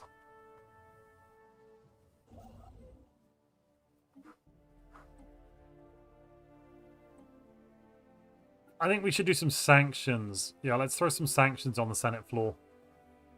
The 21-minute one. Cool, gotcha. And, ladies and gentlemen, no, we're not shifting to civilian spending. Catracine says... So given the conversation on leader lifespan versus lifespan, increasing a species lifespan should increase the pop growth speed for an amount of time equal to the amount of years lifespan increased. Huh?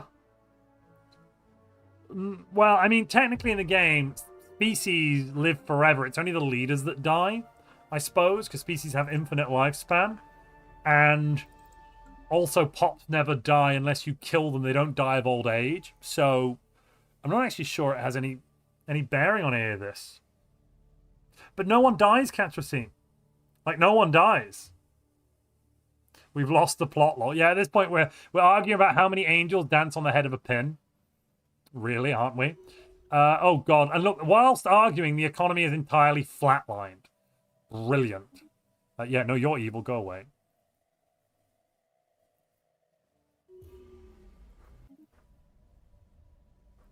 Psychic shields. I mean, that's fine. Why is the economy flatlining, though? What happened?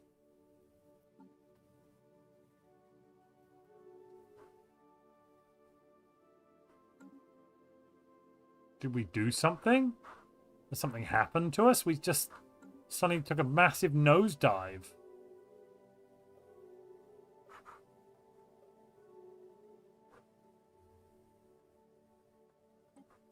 Right, let's fix it one piece at a time.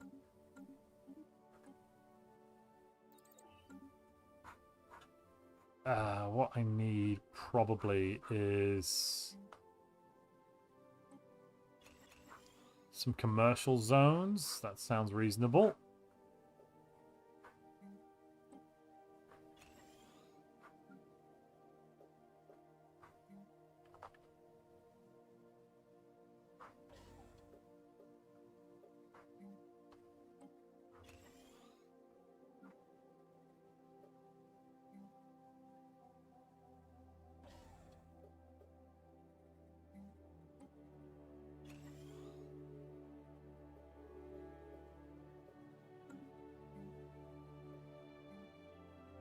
I actually have to finish this one first, do I? Fine, I'll do that.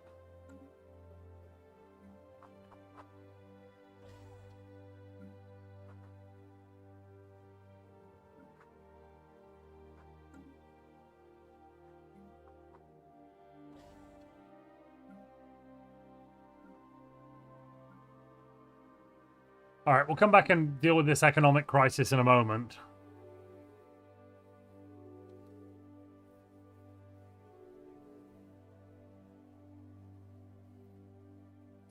Aging and death is baked into pop growth speed. Is it? Never says that in the game. Let's read what it says about pop growth. Does it even tell us about pop growth anywhere? Pop growth is increased because there is a balance between population and the planet capacity. That's it. I think that's all the information the game even gives us about pop growth.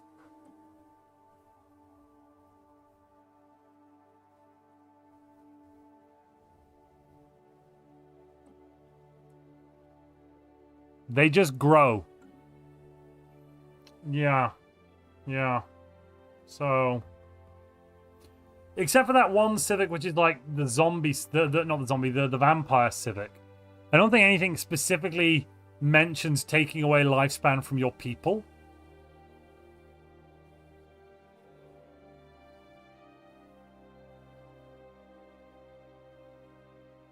What's it called?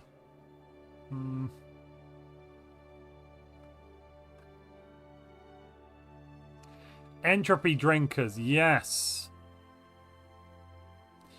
The population is required to have essence harvesting implants installed, inspected on a regular basis. They must be capable of being activated at a moment's notice. Pop growth speed minus 40%. Leaders never die of old age. That's the only time we actually make people kind of, you know, die to feed the leaders.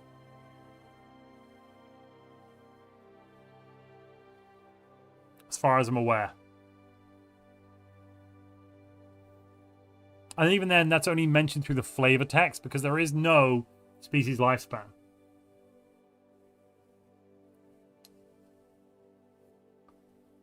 So if you increase lifespan, you decrease the death rate per capita, so increase population growth. I mean, from that perspective then, basically nothing ever lengthens the lives of your species in the game. And thematically, that's not the intention. Like, if you're enduring, lifespans in this species aren't usually long. It's the whole species. The leaders get plus 20 because everyone gets plus 20. It doesn't give you a commensurate increase to pop growth. So that's not how pop growth must be devoid of somehow death rates. It just must be. Possibly because the death rate is 0 unless you actively shoot someone or blow them up. Maybe nobody dies, I guess. Huh. Hard to say.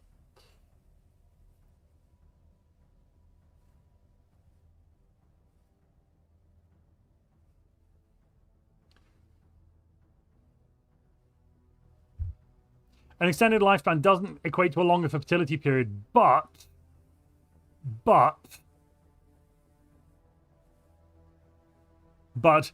the longer you're alive, the longer you'll be a member of the population, and thus the overall population should increase more if the death rate goes down.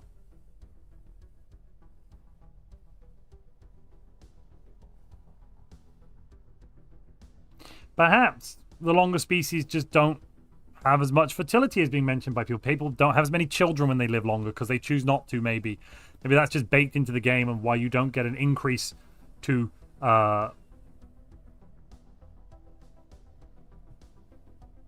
anything else. What would be... Where's... Oh, I can't even look at... Have we got... Okay, fleeting says... Time is fleeting for this species. What they lack in longevity, they have to make up in other ways. No, fleeting does say they die of being old.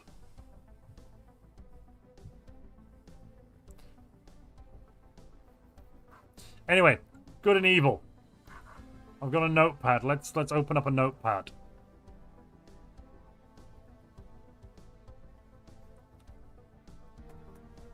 We're going to work out what's good and evil now. I promised we're going to do that, so we're going to do that.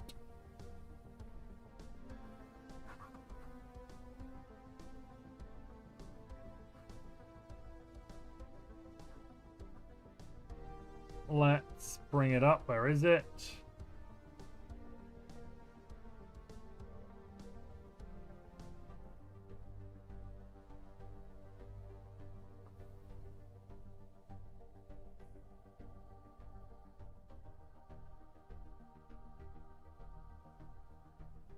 Cool. Actually, we don't need to see all of it like that. I can get rid of the bits that aren't even usable.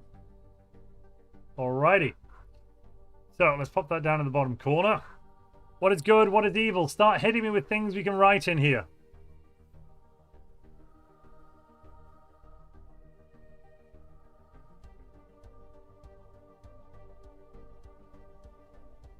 Obliterate everyone, Montu, please.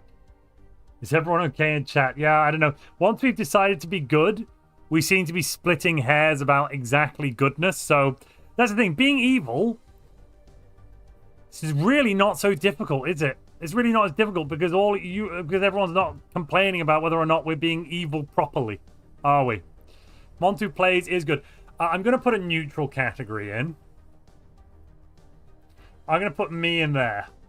Montu, neutral. I'm going to put Montu in there, all right? Freedom. Is freedom good? Well, what do we mean by freedom? What do we mean by freedom? What do you mean by communism? Consequences to actions is pretty good. Not if it... Is it good if it kills people? If it kills children? That's pretty evil. I mean, like, children die... Alright, so I'm going to start off. Wait. Children dying. That's going in evil, okay?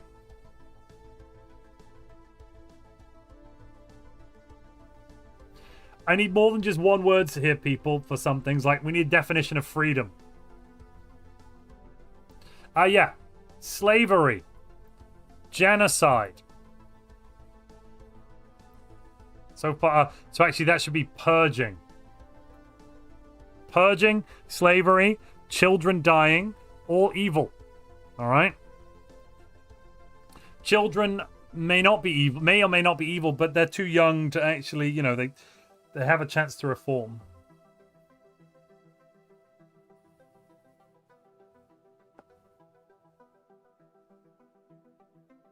Anything inherently good here? We got any suggestions for good?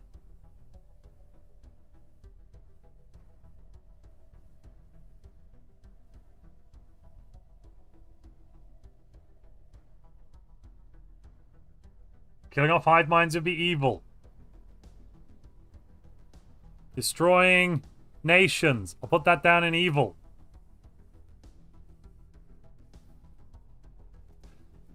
Exception. They are trying to destroy others / everyone else. Okay. Destroying a nation is evil. Unless they're just trying to destroy others / everyone else. And there is no other option but to destroy them first. I think that's fairly reasonable. Good. Stopping evil things. I think we can all agree stopping evil things is good. Destroying a threat to the galaxy is good. Destroying a crisis, evil. Good even.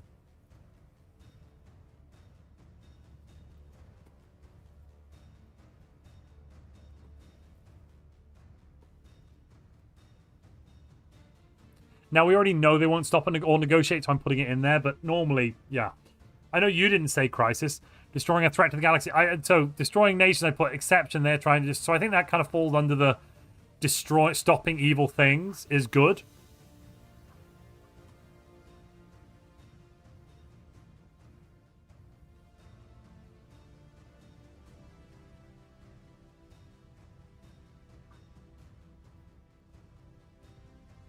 Protect species having rights. That's good. There we are. We got a good thing. Protecting children would, I think protecting children falls under the stopping evil things and the evil thing being children dying, so we don't need to write that one. This is more of a subsection of the above, actually. I'll just put that in there like that, because that's kind of a subsection of the above.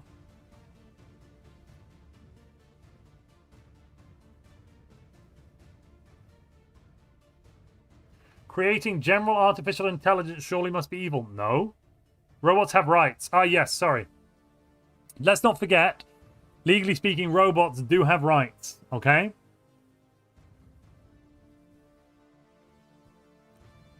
Oh, apparently we've all decided gambling for the Galatron is evil.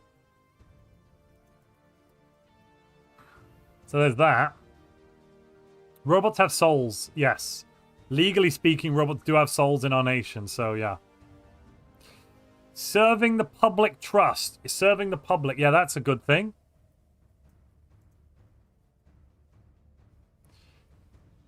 Protecting the innocent, I think, falls under stopping evil things, and then some of the evil things. Upholding the law. But what if laws are unjust? So, upholding the law is good, unless laws are unjust. For example, I don't know, there are nation-states on Earth hundreds of years ago that had laws around slavery. And that meant if you're upholding the law, you would be possibly within your rights to kill an escaping slave. Now, I would argue that's probably evil because you are purging and you are doing slavery. I think we can all agree morality is completely subjective. There is no objective truth, obviously, because we can only live in the world we live in. Are we simply listing out RoboCop's directives?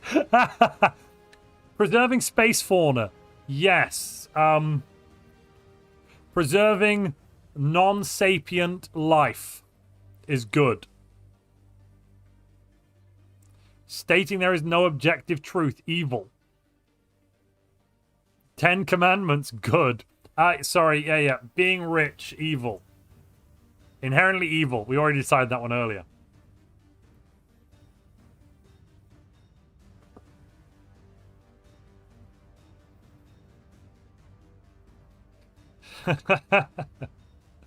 Yeah, you were just listing Robocop's directives. Yeah. Well done to the being noted there. Actually, that went over my head. Number 4 is classified. No, being poor is not evil. Being poor is neither good nor evil, but being rich is evil. No, we give up. We're not rich, you see. We're in economic crisis.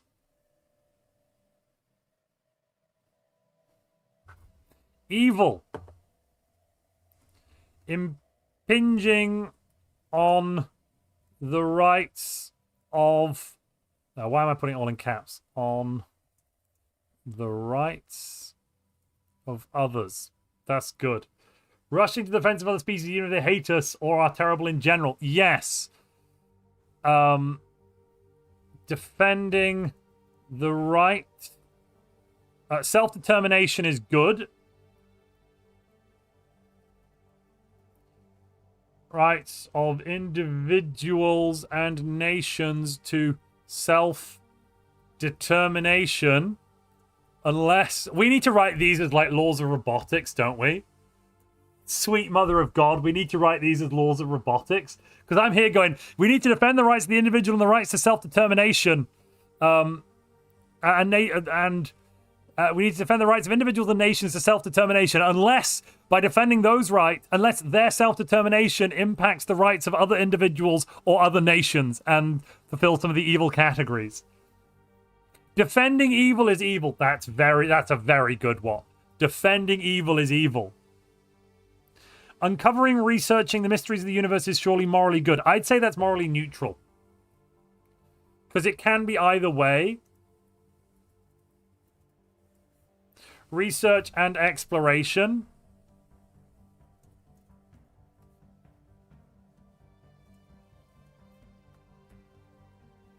Because if we research a giant super bomb and then somebody steals that research and uses it, who wouldn't have been able to do so, that was pretty bloody evil of us. Not protecting good is evil. Well, yes, not protecting good is evil. That sounds pretty reasonable. War is not necessarily... Martha says, see my earlier message. Oh, I'm on top chat. That's the problem. Let's go back to live chat so I can possibly see it.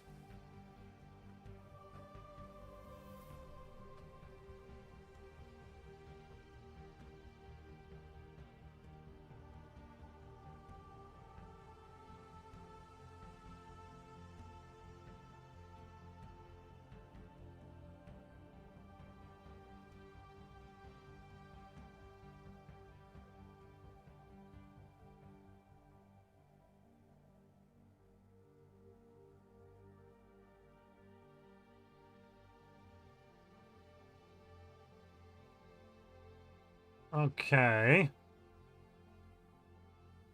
So the annihilation of a species that protects the rest of the galaxy from being eaten or assimilated or enslaved should be considered good. Yeah, so stopping evil things.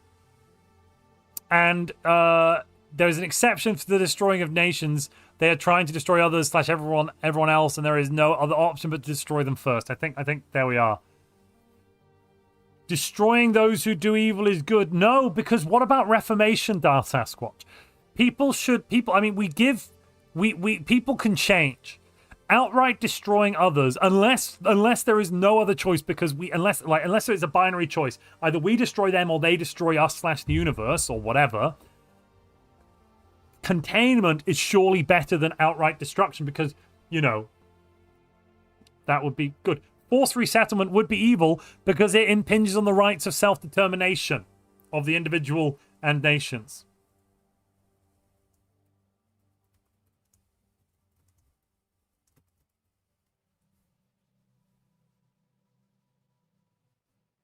So that means getting rid of the hive mind that intentionally killed all those civilians is morally good. No. So they haven't. So the nation's already been destroyed at this point. Well, the nation, or there was never a nation. Some of the people have been assimilated, which would fall under, you know, impinging on the rights of others, which is bad.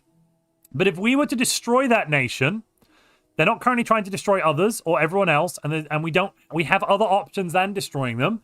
So therefore, destroying them would be evil. You see?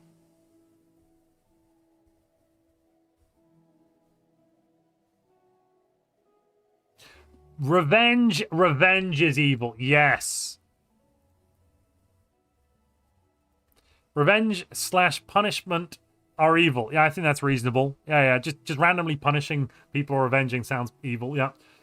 So is it wrong to eradicate smallpox? I mean, viruses are quasi-living, and if robots have rights, well, that's it. So guy from Saturn, no, and we have a structure for this. So let's examine that question. What about destroying viruses? We're actually getting a bloody it's working. So your viruses are impinging on the rights of others, the right to be alive and not be sick, and they are possibly destroying nations by killing lots of people.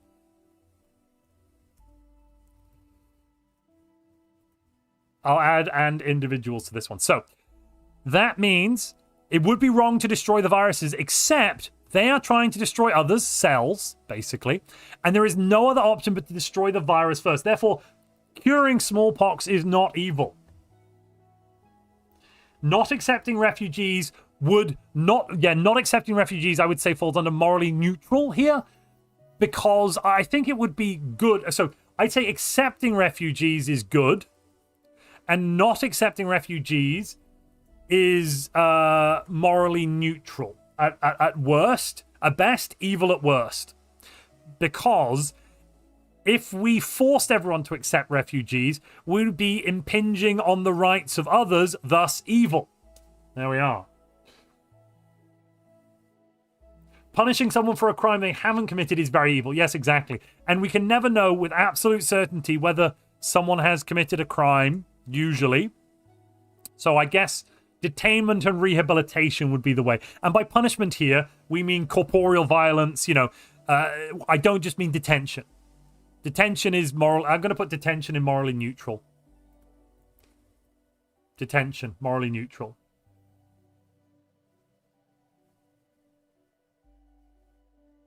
What if you're resettling decadent Jewish professors from their comfy lives in Leningrad to Siberia, where they become school teachers for disadvantaged children? What the fuck? Oh my god! Right, let's go through that one, Elkados. So we would be doing a good thing, serving the public. So that sounds good so far. But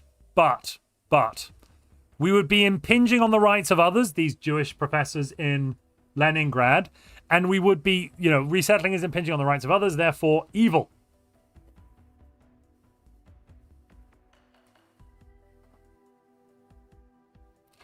Our nation turning away any refugees, I wouldn't say that's evil. I would say that would be neutral if we had a good argument for it. But don't worry, we are currently welcoming all refugees. And we have citizen rights for robots, even if they don't have brains. Like, we're doing fine there. You might not have been able to see that. I've just realized there, whatever.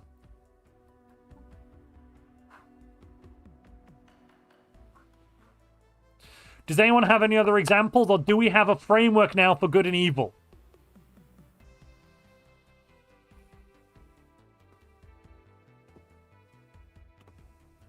There will surely be cases, like with manslaughter, where mind reading won't help, because we won't know for certain. But also, again, people change. People aren't static individuals. We should give the right of self-determination to those individuals to determine to do better. If we simply punish and, like, chop their limbs off or debilitate them or whatever, that seems bad. Promoting communication and understanding between individuals and nations would be good. I don't really see how that's specifically morally good. I don't actually see how that one's morally good. Why is people talking morally good? Give me more info, Hubris. Stealing pops, turning them into food, and selling that food back to them. Neutral, right? No, that'd be evil.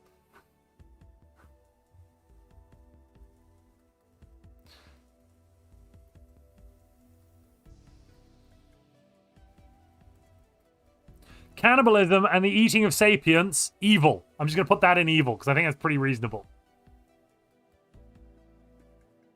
Accepting refugees when you don't have any infrastructure would be a bad idea.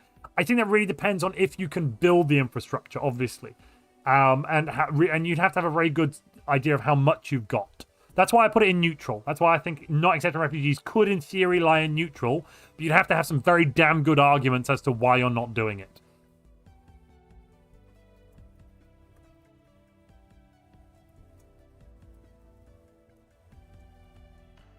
Not accepting refugees because you are xenoist. Evil. Also, being xenoist. That's kind of evil, yeah.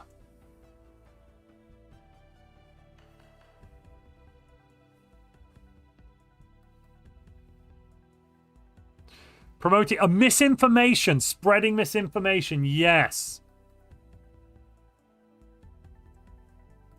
Spreading misinformation and lying should be considered evil. I'm going to add into neutral lying to protect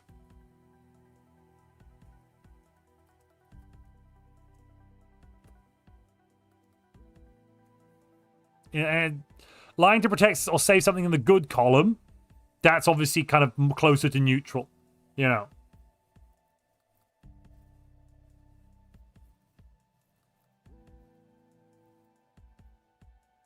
Would capital punishment be evil if they were killing people? Yes. So, I'm going to put an evil capital punishment. Because if capital punishment of detained individuals. Because basically at that point, if you've detained them, you don't, like, you've got them under control. They can't hurt anyone else, right?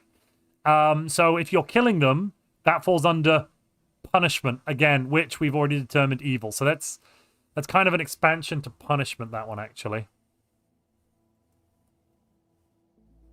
I'll just add that in as a expansion.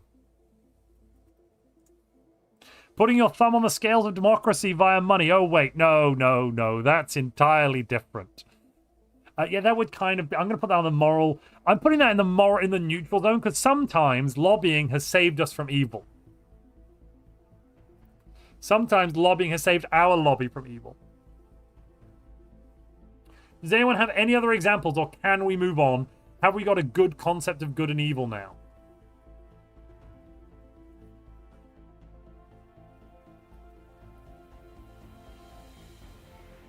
And neutral.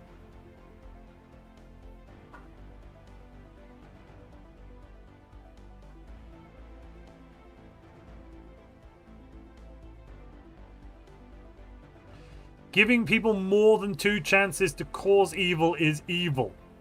Yeah, so basically, I would argue there, if somebody breaks out of your prison and you've done your best to contain them, that demonstrates your inability to contain them. And at that point, if they're killing people or infringing on the evil, you may be forced to destroy the individual because you've proven you cannot contain them or detain them. Detention is kind of neutral. It's a bit evil, but yeah.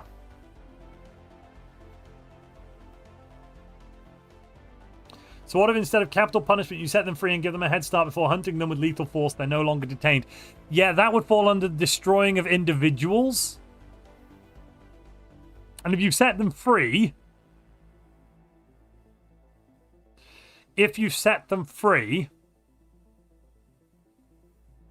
then it's not that they broke out. It's not that you couldn't contain them. You set them free.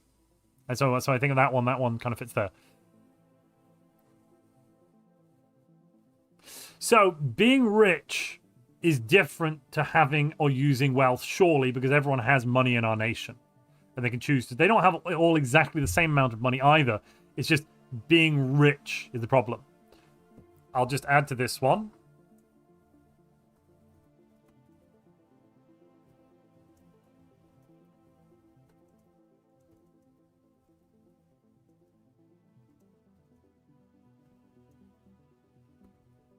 Just a little note. Easier for a camel to pass through the eye of a needle than a rich man to enter heaven.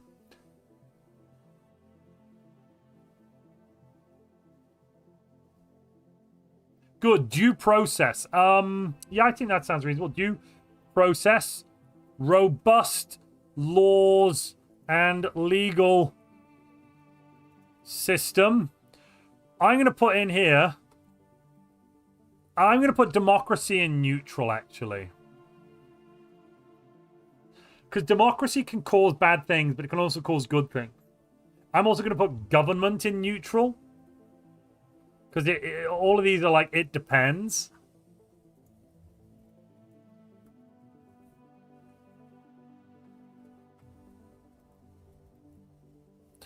And obviously, imperial, etc., would be impinging on the rights of others, like the right to vote, therefore evil.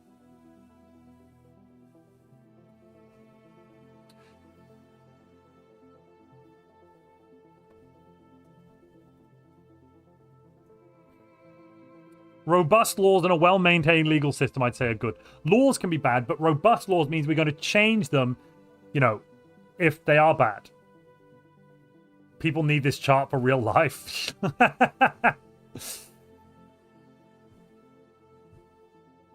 So if you're rich and you use your money for good charities and such, that would therefore hopefully mean you're no longer rich because you've given the money away. So therefore you'd no longer be rich, so you're no longer evil. Perfect. You know, sitting on a pile of wealth like a dragon is evil. Profiteering, evil. Isn't hereditary power more procedurally robust than democracy? I would argue no, because you then don't have any I would argue no, because you don't have any ability to determine who should be the leader, who should get the power. And because it's hereditary, you can end up with basically stupid, crazy people with power. The good of the many outweighs the good of the few. I think that one, utilitarianism, I'm going to put under neutral. Because, for example, if we can find some space, if we find some space children, and if we feed like an essence of the, if we boil the space child alive, like hypothetical, we find some space kids. We've realized that if we boil them alive, which kills them, we can extract an essence that will, you know, cure all of our diseases and all the diseases in all the galaxy. Now, in theory, that's good if we're doing utilitarianism. Because if we just did utilitarianism, we'd be going, well, these 5 children, if they die, we save billions of people from dying. Good. That's good. But no. You see, that's where, in our system, no, because we've impinged on the right of self-determination and we have destroyed an individual. Boiling the children alive is evil. Hoarding wealth is evil. Having wealth isn't. The problem there is having wealth would be to hoard it. So spending is good. Having a high income is great as long as you have high expenditure. There's absolutely no problems at all, I think, with anyone in our nation having massive amounts of income as long as they're spending it, not just hoarding it. And if they're spending it, then they're not really rich. If they're spending it on assets, that still counts as hoarding, obviously. I mean, spending on giving it to charity, buying food, buying things that aren't valuable, things that instantly depreciate, like food and holidays and that sort of stuff. Because there's only so much you can spend on food and holidays and whatnot, you know. We can make a choice if we happen upon the trolley problem, but we shouldn't tie the people to the tracks. Exactly. I think that's, yeah. That's what I'm talking about, Krieg. Like, what if you own a massive company? Technically, that's having wealth. Yeah, so if you own the entire company, that's probably evil.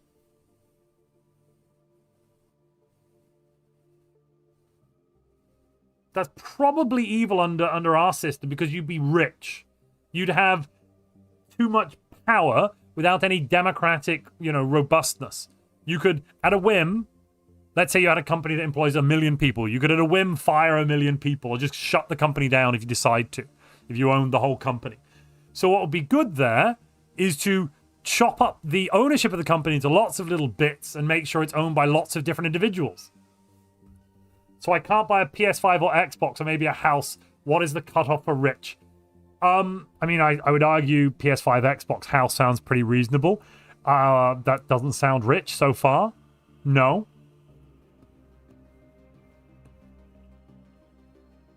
I hear worker corpse sizzling in the background right now. Not that I'm disagreeing. Donating to good causes is a good... Yeah, I think so. Yeah, I think so. What are those children volunteered to be boiled? I would say they're not adults. That's a good one. Evil. Allowing children...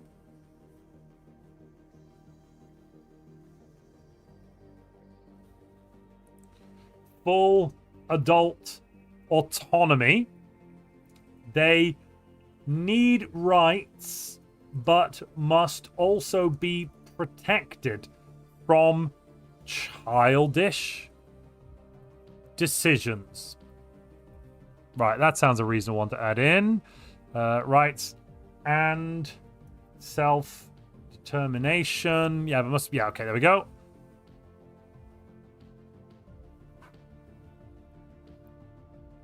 So, the children shouldn't be able to consent to being boiled in oil because they're children.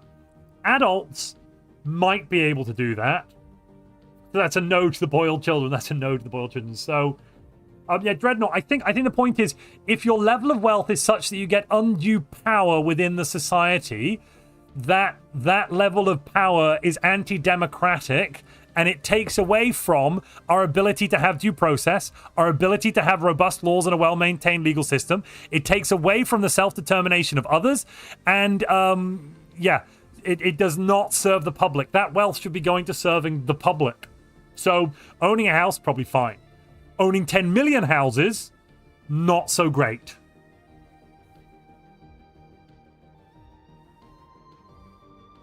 Yeah, so if we're hoarding materials, we should really be giving them away. I completely agree. If we're hoarding them relative to other nations. Luckily, our numbers aren't that massive relative to the other nations, so we're all good. Lobbying could be seen as falling under charity, I suppose, there. I mean, yeah, inherently, lobbying is probably not the most moral thing ever. Completely. Lobbying is evil, but lobbying in the stream, yeah, we're fine with that one. There's no need to... By your argument, politicians are evil.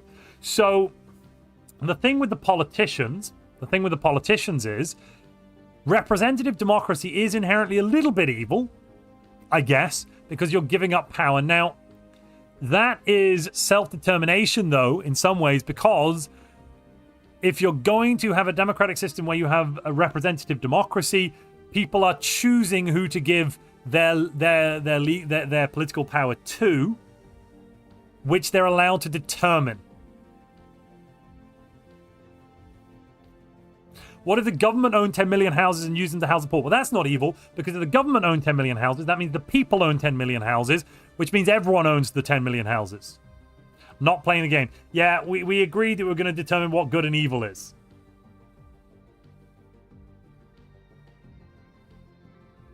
Also, we are in violation of the law. Yes, I know that. I know. I'm going to deal with that when we get back into the game.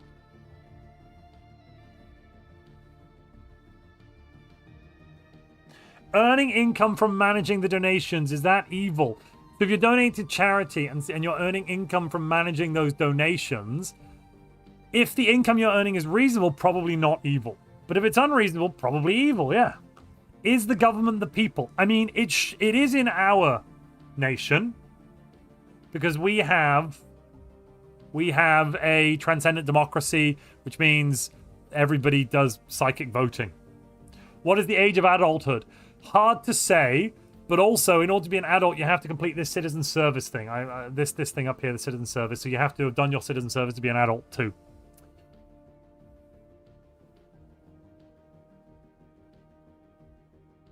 People should prove. That's why we have the citizen service, Darth Sasquatch. They prove they can be an adult before being an adult. Don't worry, Darth Sasquatch. This was predetermined. You know, we've been well ahead of you there. Not to worry. Let me just make this a little smaller.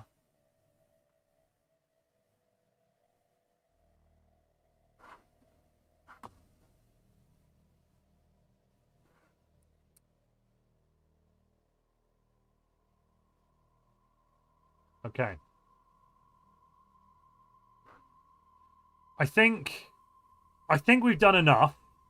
Can we? Let's start playing the game. Oh, you typed that before I mentioned the service thing. Yeah. But let's start playing the game. I'm going to put the lore up for Darth Sasquatch's lore. We've determined good and evil. I'm going to post. I'm going to copy all this. I'll try and post it in chat. Can I post it in chat? Oh, gods, no. Right, let's just a second. Let's see how long my chats can be. No. Ugh.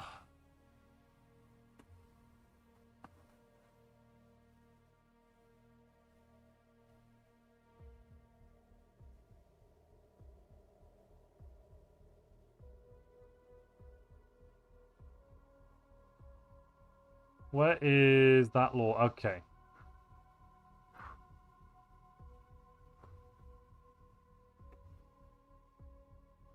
This is the law we're voting on.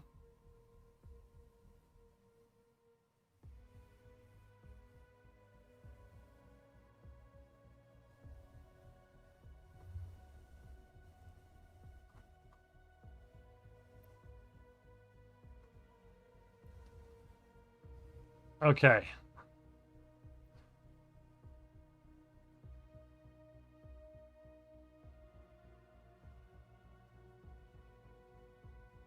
Oh yeah, this is my. We're trying to determine good and evil within the realms of this playthrough and this game. That's the system we've gone up for. We've decided good and evil on that. I put it in. Pump. Owning a company. If owning a company is evil, I think it would really depend on the size of the company and how much ownership you had. I think the problem is within a democracy, to go to the real world for a moment, I think the problem is within a democracy, too much power being held by a single individual subverts the power of the democracy and therefore thus is evil. Unless, you're saying democracy itself is evil, in which case that it should be subverted, but where are you going to set your standards?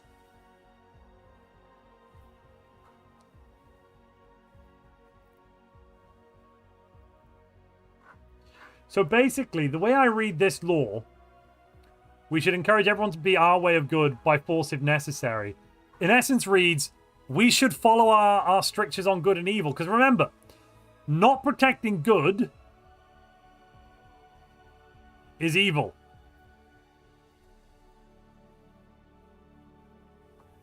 Sorry, not protecting evil is good. Wrong way around. Not protecting evil is good.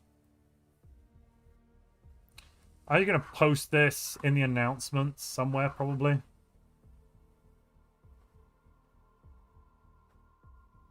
Oh, no, I won't bother.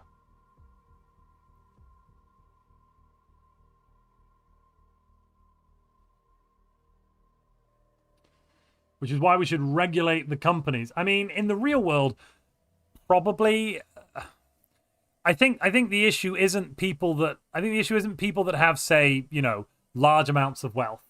The issue is when you've got, in essence, oligarchs running around.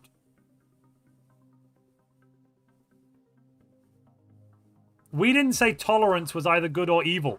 Tolerance doesn't fit into that. But if we impinge on the rights of others, we'll be evil. So unless they are doing something so evil they have to be contained, we can't go to war with them. Pretty much. That's what this law is saying, I think.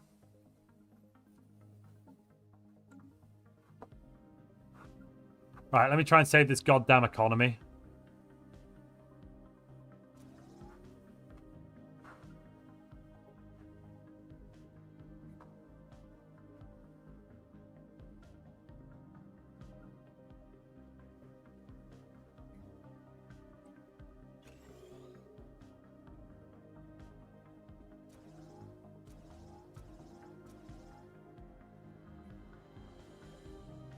I'm going to save this economy if I have to drag it kicking and screaming.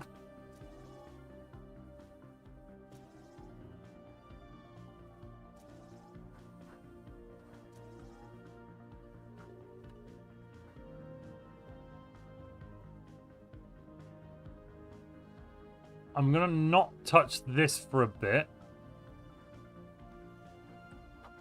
I'm going to turn that onto a foundry.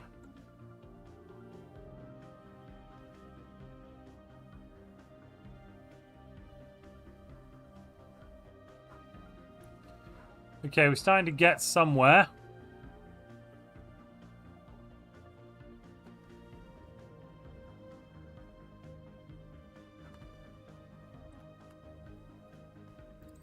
Just throw some research options in. Galactic markets. Yeah, no, I think we've got a big issue in Western and worldwide democracies because there's now people that have wealth equal to the GDP of medium-sized nations. Obviously, if you own as much as the entire domestic output of a nation, you can really subvert democracy. And if you can subvert democracy, that's really bad. Did we decide if doing evil in the name of good is good? So, we did note that protecting good is good. So, if we have to protect good to prevent evil, that could be good. We got throw launchers! Oh! Kentucky mushrooms! Come here, you. Oh, you beautiful little bastard. Well, I know what I'm doing now.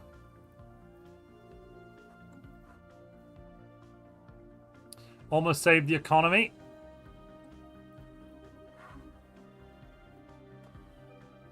Okay, let's add that law onto the law books. We should encourage everyone to be our way of good by force if necessary. So, we're going to encourage everyone to be our way of good.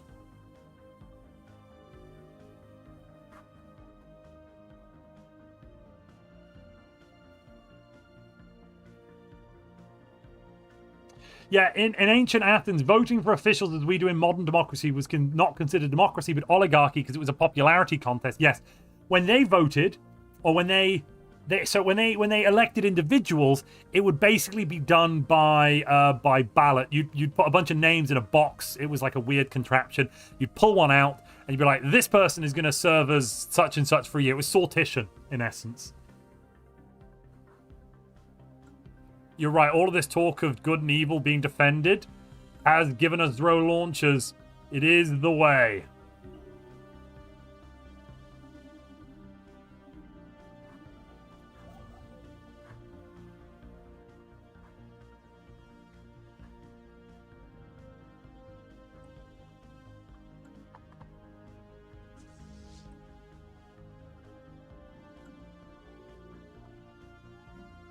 Need a little bit more. Yeah, we need more consumer goods.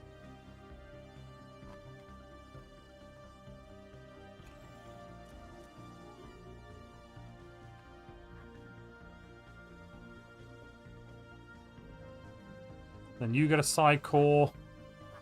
Have you already got the... Yeah, you've got one. Perfect. And you get a side core. Good.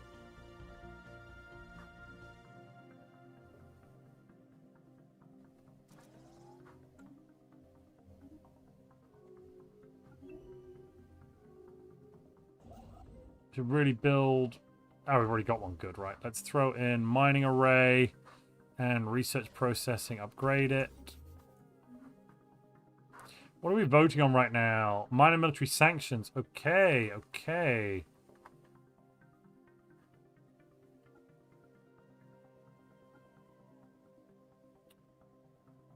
Let's throw GDF's expansion in on the works. I think we'll put that through next.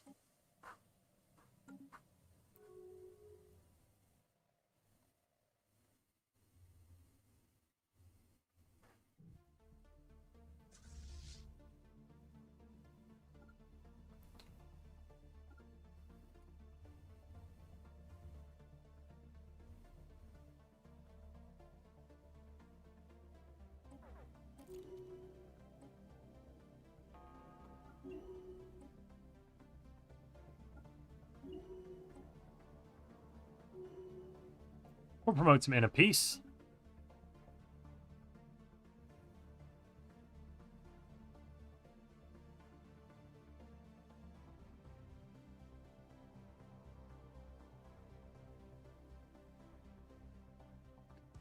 Can we declare shooting the fossilized, dusty remains of ancient aliens at our enemies as evil? You mean, can we declare archaeo weapons evil? I suppose we could do that. Oh, you mean the Zro launchers? No, you mean the Zro launchers? No, we're not declaring Zro launchers evil.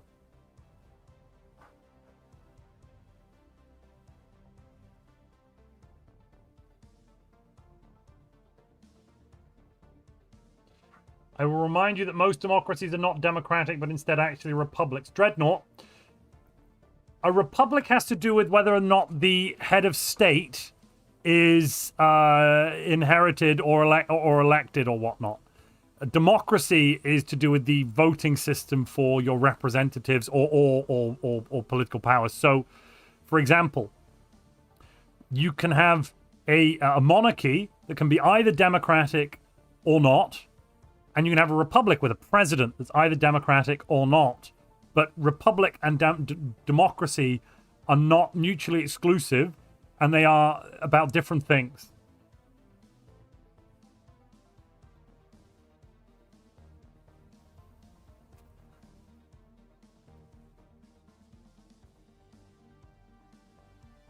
For example, Denmark and the United Kingdom aren't republics because they don't have an elected head of state. They have kings and queens, but they are democracies because they vote. They have a representative democracy.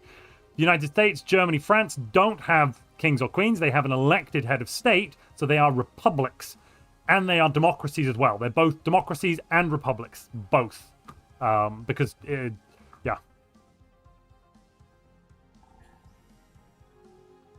yeah, the US is a democratic republic. I would argue, some people might argue these days it's more of a oligarchy, but that's by the by. Anywho, US is more of that. Where's this one? Okay, you need to get over here now. Why can't you do that? What am I oh, God.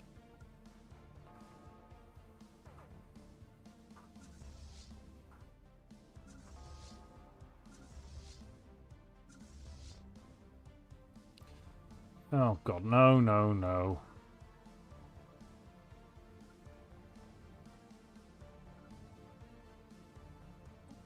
Stop paying attention for 2 minutes. We start losing stuff.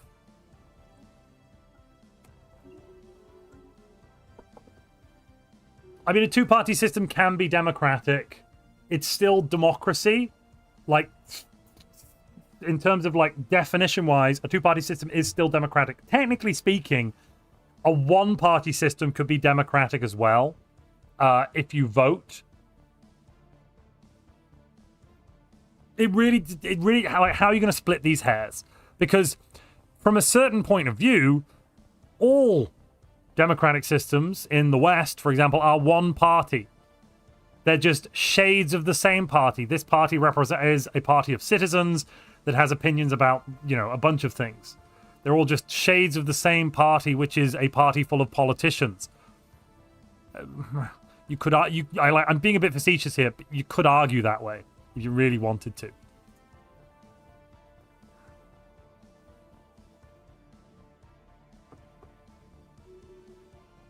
Democracy does not mean a full public vote. A republic relies on democratic elected representatives. No, you're confusing democracy. So you're confusing republic with representative democracy. Democracies are, generally speaking, representative democracies. You vote on a representative to represent you in a government parliament or whatever, and they go and do that. We don't have any direct democracies, really, because they're so difficult. They'd be so difficult to maintain. There's too many people. Yeah, democracy does not necessarily mean a full public vote. That would be a direct democracy. And some places have direct democracy for some issues. Switzerland, for example, hosts plebiscites whenever there's like a public issue they want to vote on.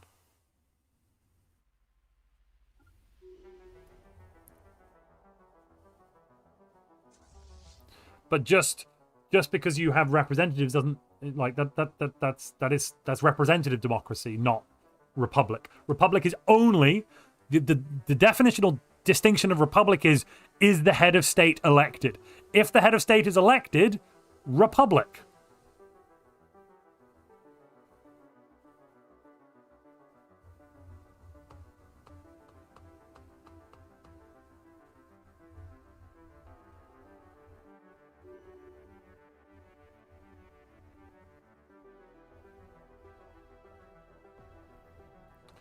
What? Holy crap, the Grave Guardians killed the Curators. No, that's bloody wrong. Do I have anyone that's in range that could do something about that? Not really.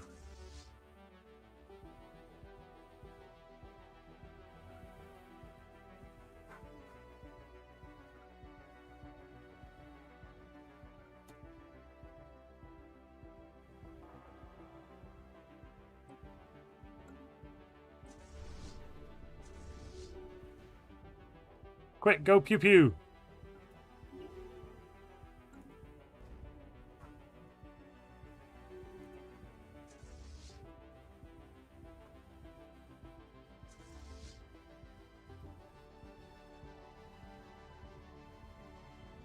Where are these people trying to go to?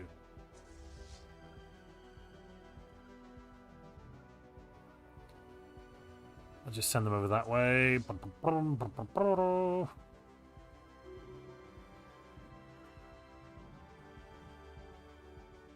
This war is really ballooning out of control.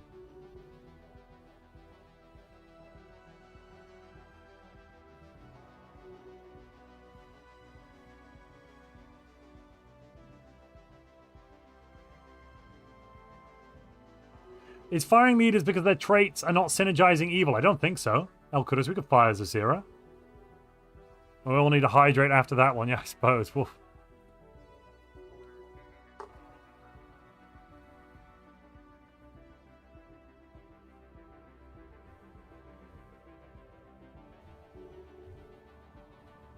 Okay. Oh god, they surrendered. Right, we're stopping any more of these wars happening.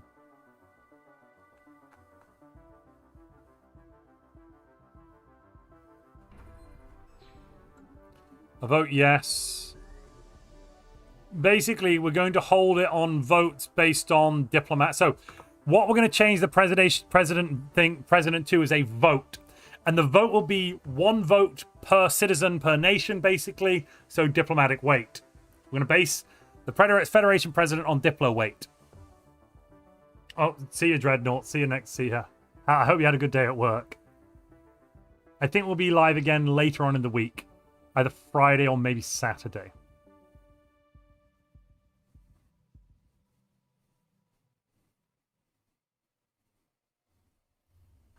So the All Crises video was not a live stream. That was a playthrough that I specifically played and recorded.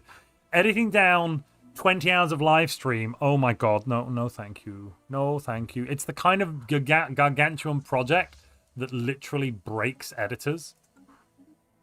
And it would be evil to kill an editor.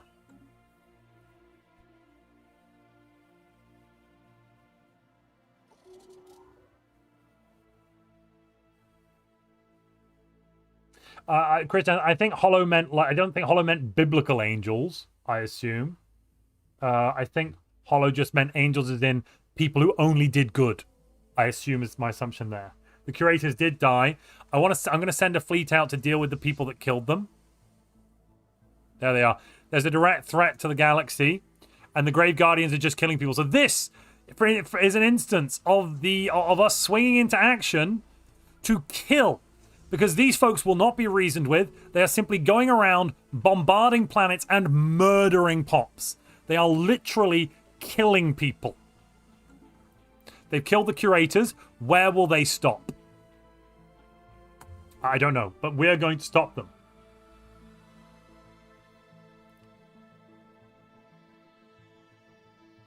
Catracine, enjoy the football.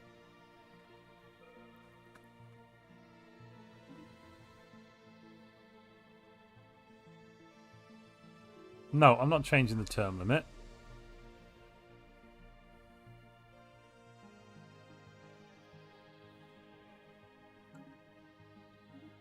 Oh, they wanted to change it to just change of... Oh, that might have been better. Nah, can't be bothered. Let's get Sonic Aura. Okie dokie, ladies and gentlemen. We've got throw launchers. Yeah, baby. Okay, let's put the throw launchers on everything. Yes, I think I'll take some there. Thank you. Thank you. And let's go and deal with our ships.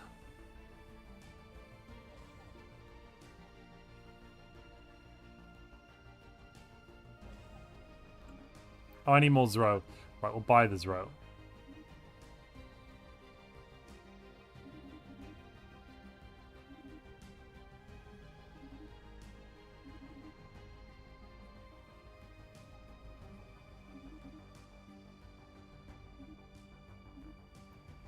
Perfect. Right, Zro launcher.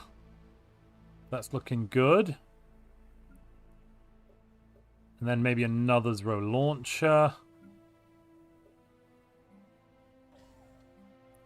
Crikey, these things don't half cost a lot of firepower. Okay, there's our military arc ship, Zro launcher. Zro launcher. Ran out of Zro again.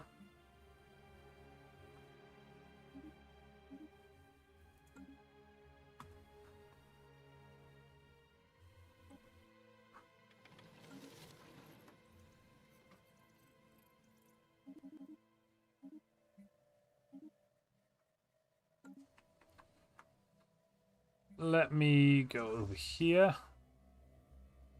Let's upgrade everybody.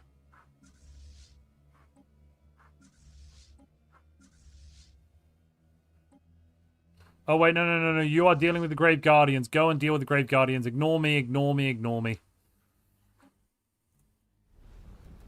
Oh, you've banned that word. Right, let me just finish this drink then.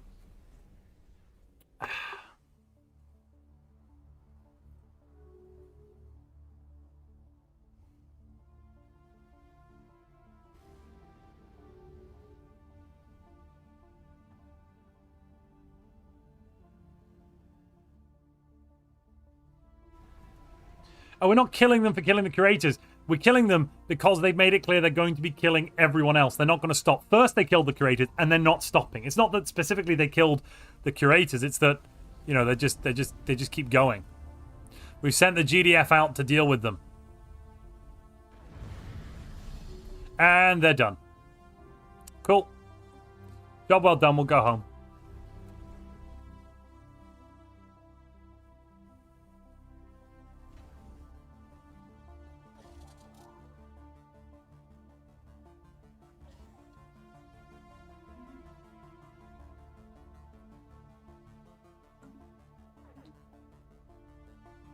The Hantak entity. Who's the Hantak entity? Who is the Hantak entity? I want to vet them before we let them in.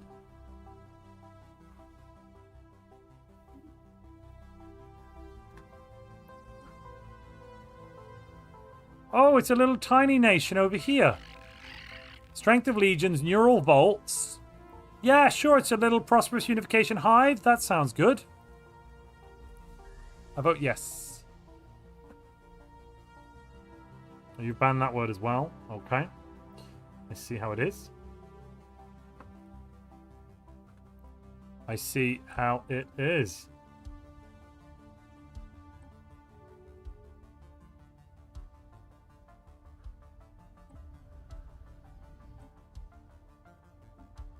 We've ended up in the domain of the plentiful entity. That's odd. How did that happen? Okay. I mean, I don't hate that specifically. I'm just confused.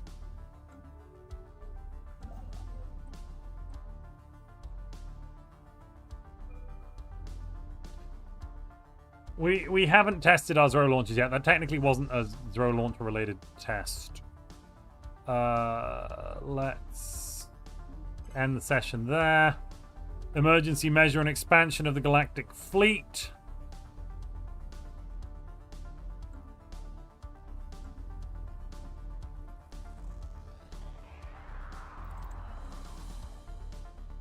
We'll just hold on to the Ascension perk for now. Cool. Right, you get an upgrade. You get an upgrade. And you get an upgrade.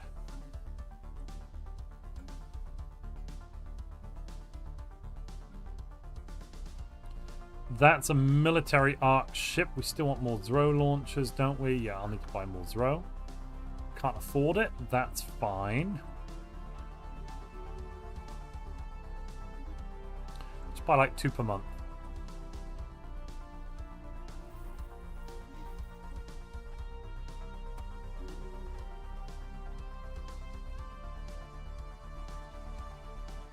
Tell me this fella is currently serving on the GDF fleet. Tell me I put... Yes, we are a level 10 admiral on the GDF fleet that is Shroud Shaper and Master Gunner.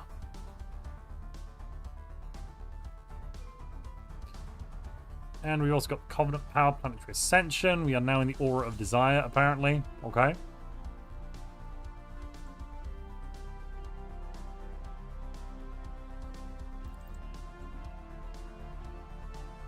Saying... Oh, I said the banned word twice. Yeah, I did. Or more than that. Right. Oh, I'm out of drinks. Oh, damn it. I'm going to put an IOU for next stream for drinks. I think I'm currently IOUing you about 5.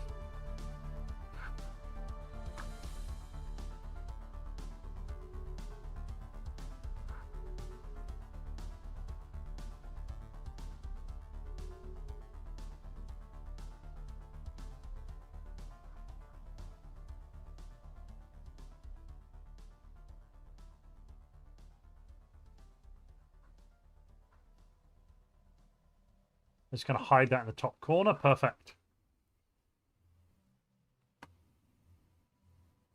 Don't worry. We're just in the domain of the plentiful entity. We're exploring it, and we're going to leave soon. This is giving us bliss and progress.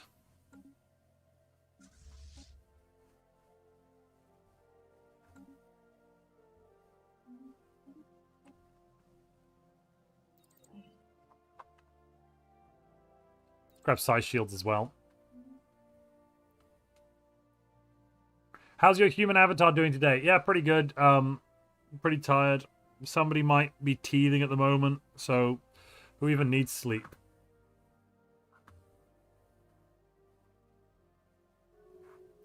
Who even needs sleep? We are now the president of the Democratic People's Republic. No, the Democratic People's Republic of Oakley Dokley are now presidents of the Knights who say knee. Perfect. I'm going to gather all these folks up.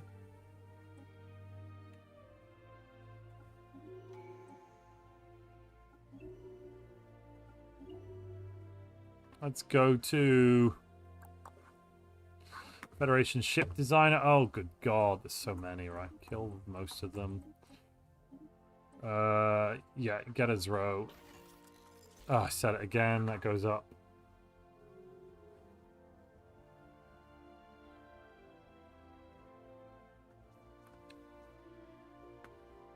And I think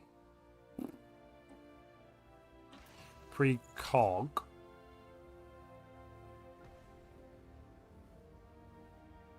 That, yes. And what would be best would be 2 of those. Okay, let's just pause while I do this.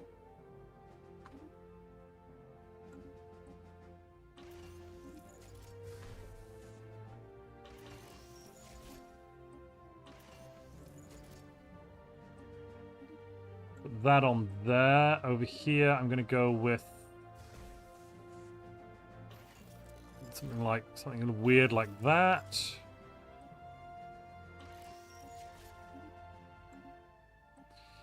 This one should be... Actually, I'm going to go with a trifecta of G's. G's, baby, G's.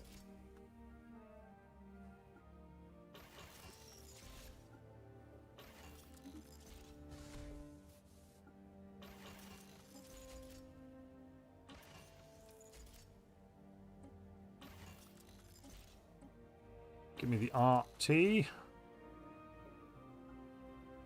That's looking good so far. Triplex of the Orcs. Perfect. Okay, let's move on to the BBs.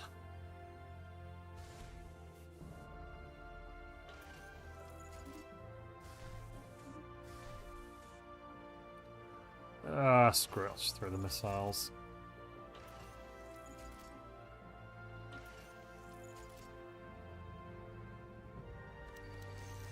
And the extra hit. Perfect. Perfect. With the tracking, that should all kind of even itself out. Now, that should mean... Ooh, expensive. I don't mind paying, though.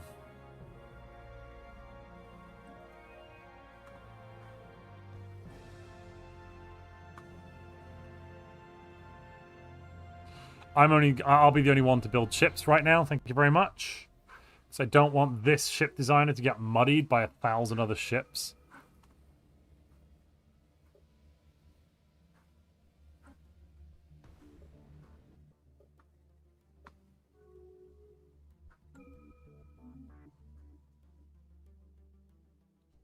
Let's also build another arc ship.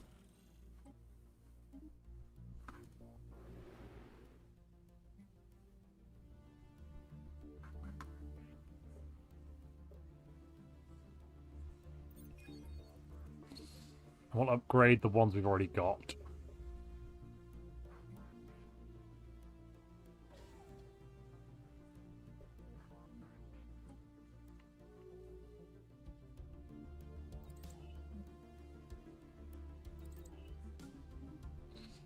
But, oh, I'm lacking the influence to end the doomable session. Fine. Denying Federation members their ability to contribute ship designs is evil. No, not when it's the AI, because they're just doing silly things. We're not like, that's not evil. If I were to let them do it, it would be impinging on my rights.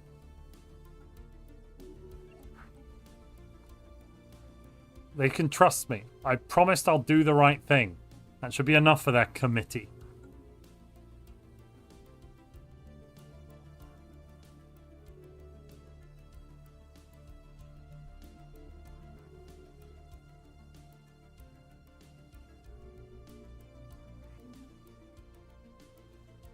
What's the most powerful arc ship? What's this got on it?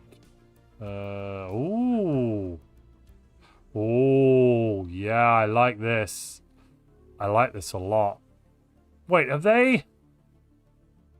Yeah, they just doubled the average damage. Yeah, same as before. Beautiful. The best thing about Zero launchers, isn't actually the 50% armor and shield penetration. Like, that's good. That's good. The best thing about them is they deal double damage. They just straight up deal double damage because screw you. And of that double damage, they also have 50% shield and armor pen. But like double damage. I don't even know what to tell you.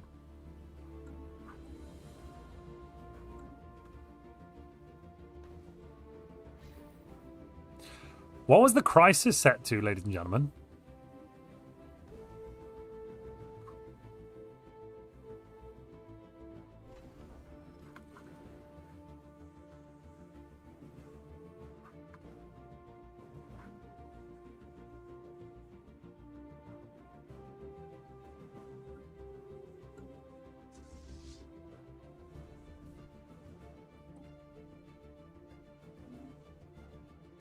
Are we able to go to war with these folks yet? Nope. No. Well, we will soon.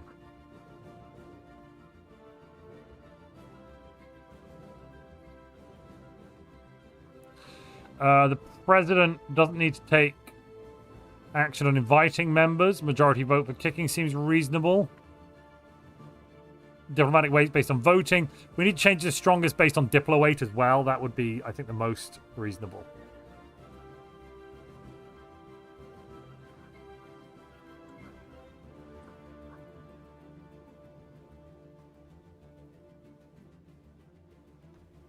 Supremacist would be evil. I can't take the supremacist stance. How many Zero launchers does the Arc ship have? Yes. Mm-hmm.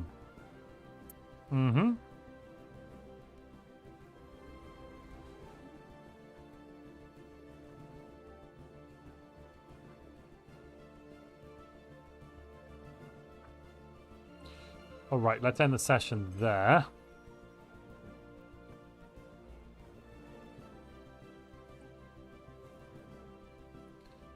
And I think it would be reasonable to have a storm surveying initiative. Sounds pretty good. And galactic emergency relief sounds pretty good as well. What are the civics at the moment? We are Beacon of Liberty, Citizen Service, Caravan Masters. There goes a brand new colony. Let's fill it up with the things we need. Okay, medical center.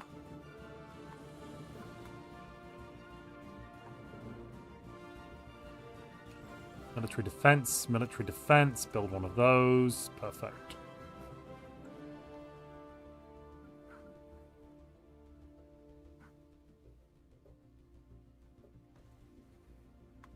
How many resources are we making? Quite a lot, actually. We can stop buying so many crystals.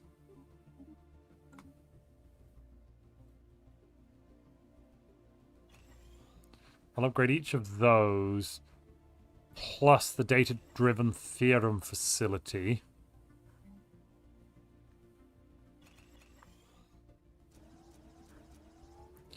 And just get more scientists coming along. We need more science. We do need more science.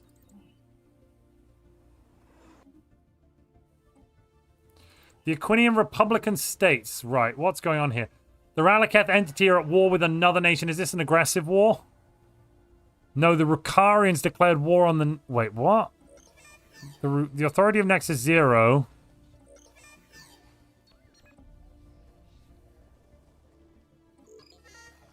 The Rukarian authority declared the war. Who are they? They're over here and they're completely being annexed. That's not so good. Like, wars of conquest are evil.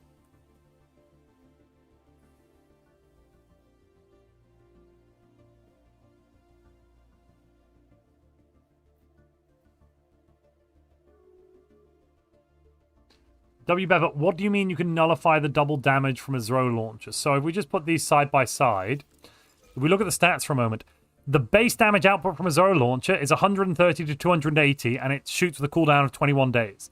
The base damage of a neutron launcher is 61 to 131. Zero launchers deal a base damage which is 2 times that of the neutron launcher, so it can't be nullified. They literally just straight up have twice as much base damage output. Their average damage per day goes from 3.38 up to 7.23. And then on top of that, they have 50% armor and shield penetration. So they are straight up, even without the armor and shield penetration, they are twice as powerful as neutron launchers. But neutron, so the suppression stations give a nullifying effect. Yeah, the negative buff to power output, not power output, what's it called? You know, the negative buff. Yeah, I know where you're going with that one. That one would affect neutron launchers as well, though.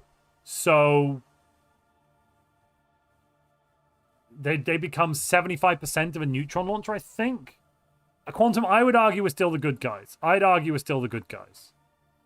We had a little wobble earlier. There was something about a psychic super god. There was a little wobble, but overall we're still mostly the good guys.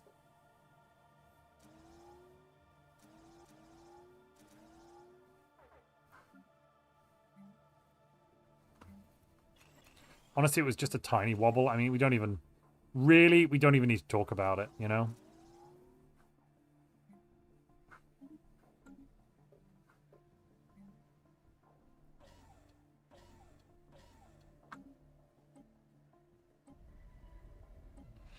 That's Psychic Disruptors. Love it.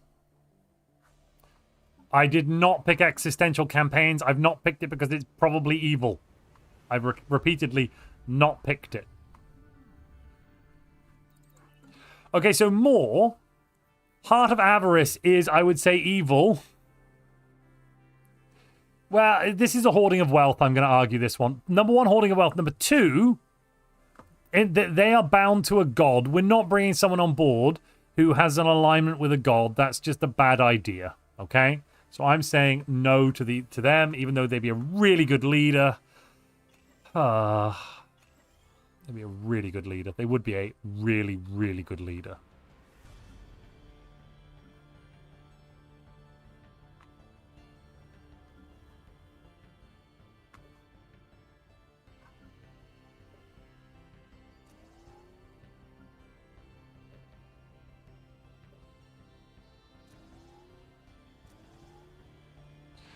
A really, really good leader.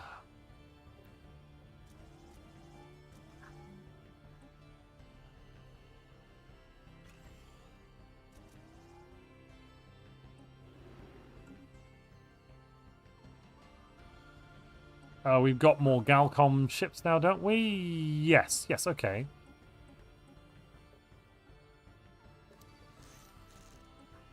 We can also put psi shields down.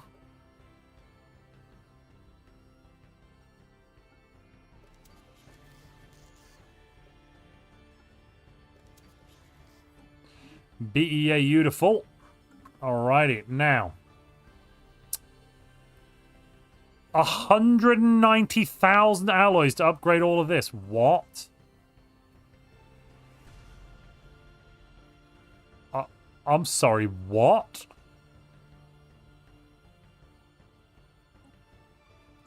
I guess we could start the upgrade. Good lord.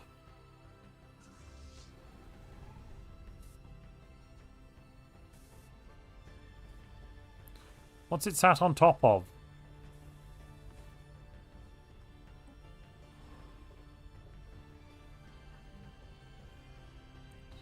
Oh, okay. Let's get another engineering bay then, so we can just do all this faster.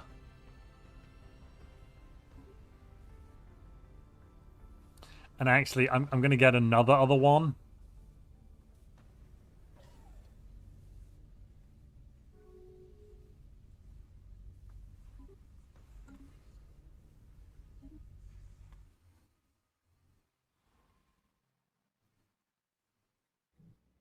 So our alloy production is actually much higher than 59. We're getting 84 and 91 and 78 and 91 and 65 and 4 and 4 more. Oh no, we don't have that way line anymore.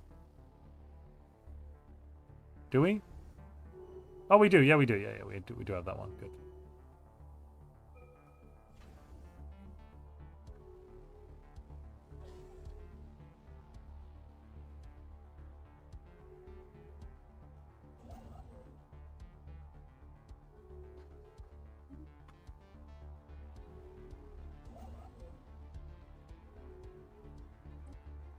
Where's the best place to put one of these? Shot axe. Where are you, shot axe?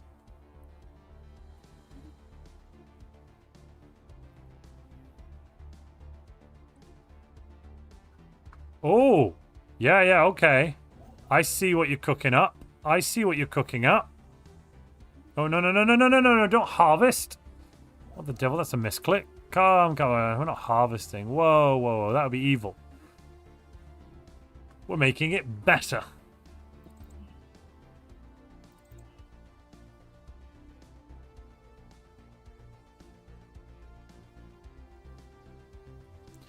Every Shroud Seal reduces the intensity of psionic auras by 10 each day in the system, and by 1 each day in systems, and reduces the fire rate of weapons unlocked through psionics tech tree by half.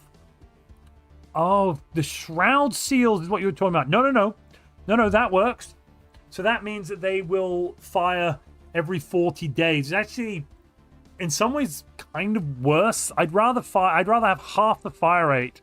I'd rather have it shoot twice as quickly but deal half as much damage, honestly. So without that would make neutron launchers better without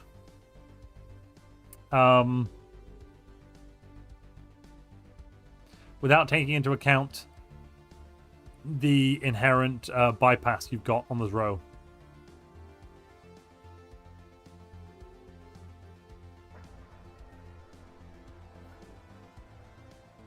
$500 fleet size, we can do that.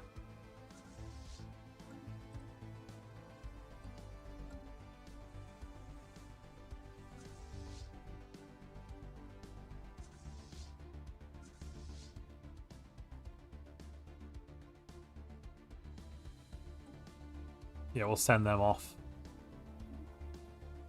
We're going to send on Paths Forgotten. We will now compete in the Champions Forge Live. Oh, that puts us in breach of the Military Readiness Act. Are you kidding me? Okay. Right.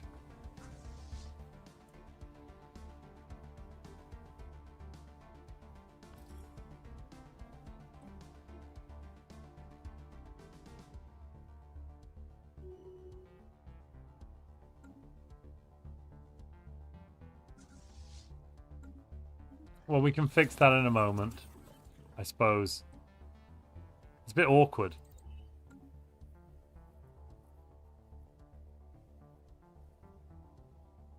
Montu is the Montu is the persona Montu plays inherently evil? No, not at all.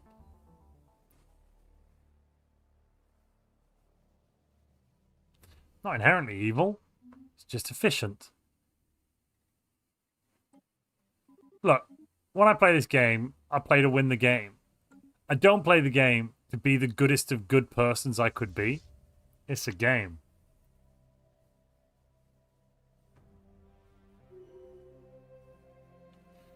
Yeah, I feel like we've been had here a little bit. Well, we've got Dutiful Fervor, 50% shield hit points. Cerebellum Initiative, research sharing agreements 20%. And Fortified Stations. Perfect.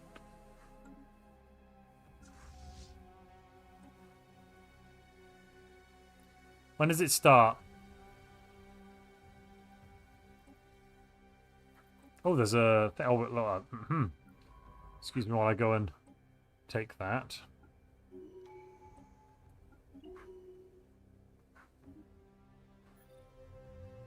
Let's go and activate that site. Is no one willing to fight us? Is there no one else? Yeah, the fleet. I know we lose the fleet. It becomes part of a subsidiary. I just didn't think about the Military Readiness Act. A little bit of a silly oopsie-doopsie on my end.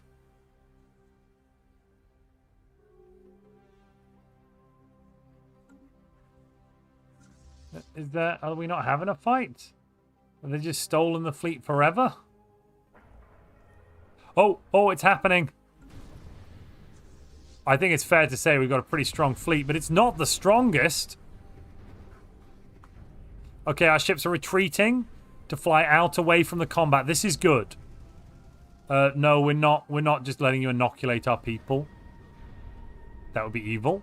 Taking an executive decision there.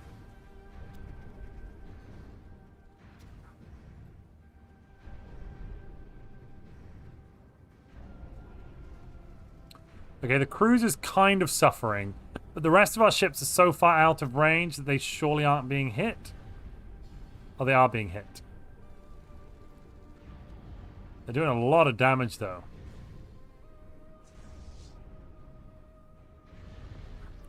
I feel like we've done most of the damage. What was that? Is that a void worm? Oh, God.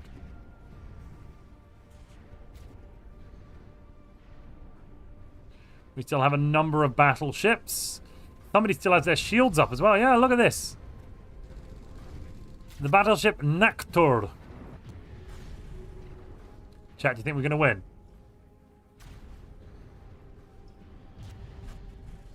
Well, it is evil. I'm going to fix the evilness of being in breach momentarily.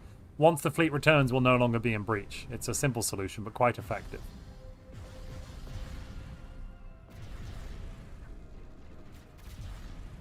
Surely we've got it. There's like no one else left. A few corvettes flying around. Look! My designs were, in fact, superior.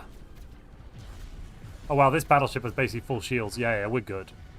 Nothing can stop us. Nothing and no one.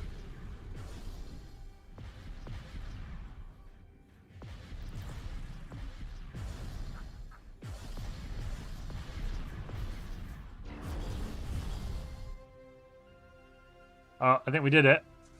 We only went and bloody won. Hoorah!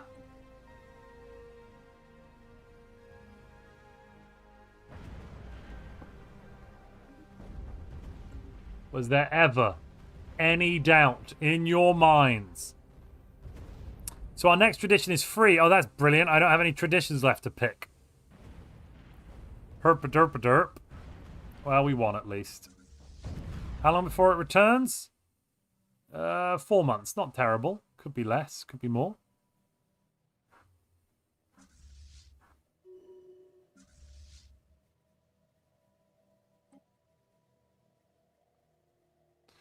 Okay. Have we upgraded many of these cruisers? Not really.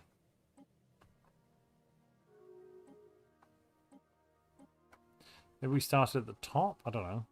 Whoa, whoa, we just got 46k. Why is that? Is that because I cancelled the upgrades? I'll click it again. Once we've upgraded that Fed fleet, it's going to be monstrous. And then we'll upgrade the GDF fleet and then build more ships. Oh, it's going to be so good.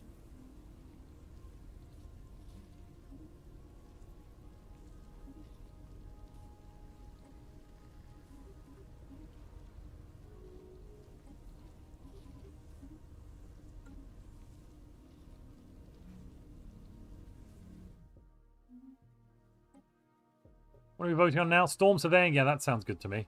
We'll end the session early. I think natural sanctuaries is good. We should preserve natural spaces as parks where citizens can escape their troubles. Minor restrictions to heavy industry are required, but it's a low price to pay. Yeah, I think that's actually like a really good guy thing to go for, natural sanctuary. So I'm going to emergency measure that one. And then I'm going to propose the next level of greater good, greater than ourselves. Default rights are Utopian Abundance. Is everyone on Utopian Abundance? No. Oh, well, let's fix that. Utopian Abundance. Utopian Abundance.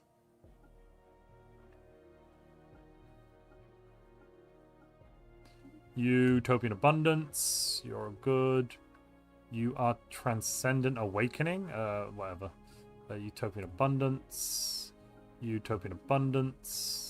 Utopian Abundance, Utopian Abundance, Utopian Abundance, Utopian Abundance. Yeah, we're good there. Everyone gets Utopian Abundance. Perfect. Are we still selling consumer goods? No, which means I need to build more. I had a consumer good world somewhere. Where is it? That's not it. That's it.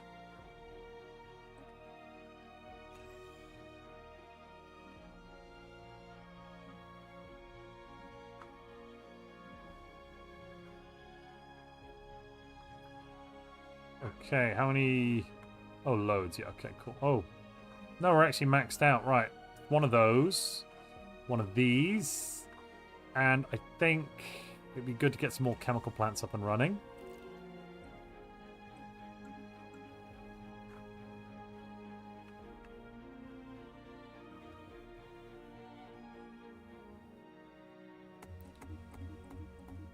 Bring that up to tier 5.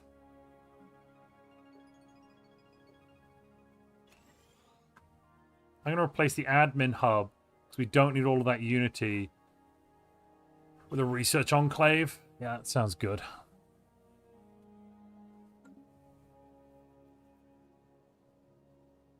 Have I seen the bug where the CFL can take a deep space citadel? No, that sounds... Huh.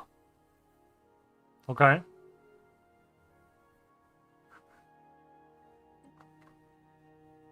That sounds weird. There's Ascension theory. Boom, bada bing. Somebody had some voting quandaries. Right, we're changing it to Diplo weight.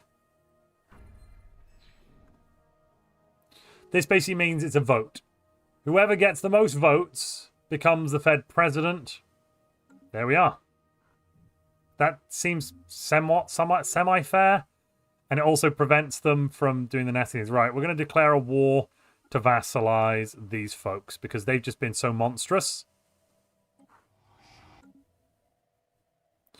This was already decreed earlier. We're finally doing it. That's all.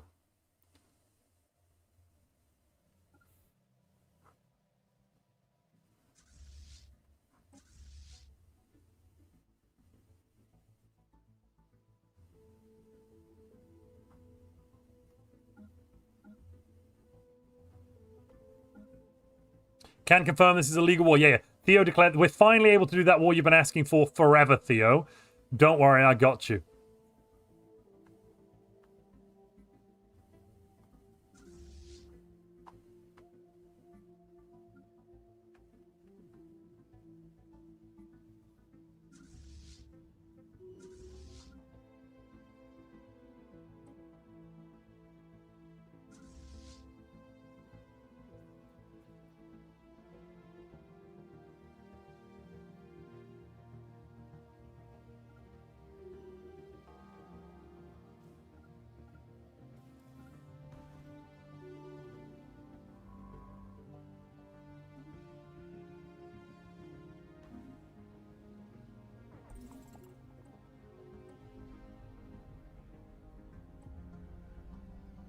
Cool.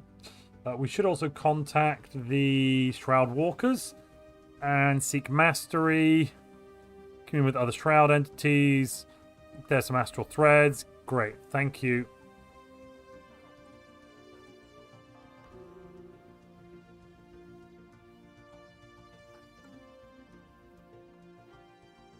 It's about bloody time. Sad we couldn't do it early. I know, but we're finally able to do it, and now it's for the right reasons.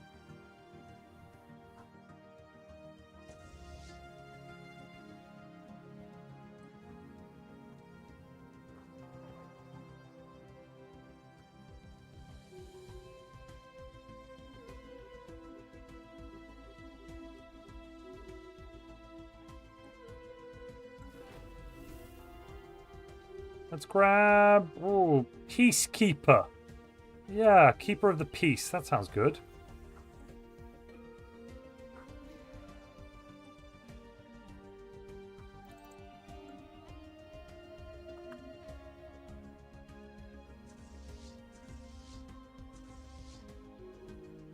And there's a nebulous presence in the Shroud. Cool.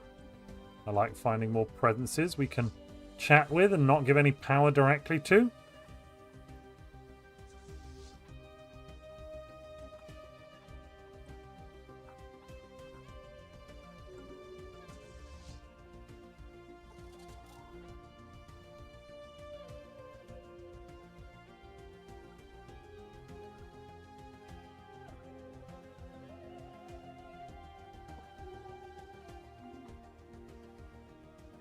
What empire are we playing today? We're continuing with the Democratic People's Republic of Oakley Dokley.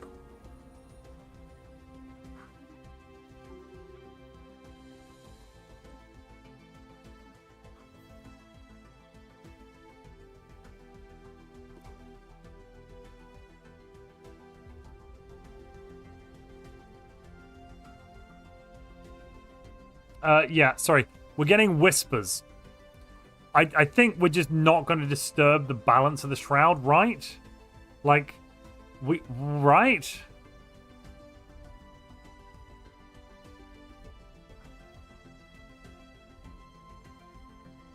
So this isn't... Sorry, so I should point out here.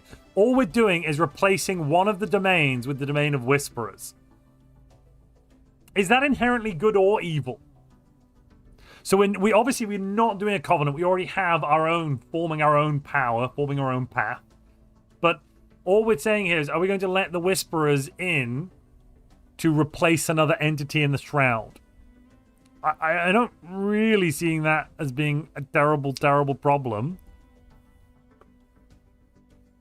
Best to not disturb. But is it inherently evil? If it's not, we should just put it up for a vote.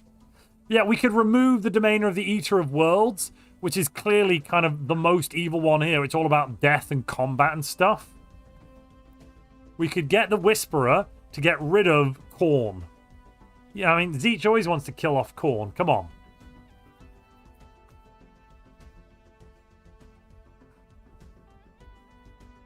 An unending hunger that cannot be sated. Yeah, eating worlds just sounds evil. Nothing wrong with having another domain. Yeah, let's put this up to a vote.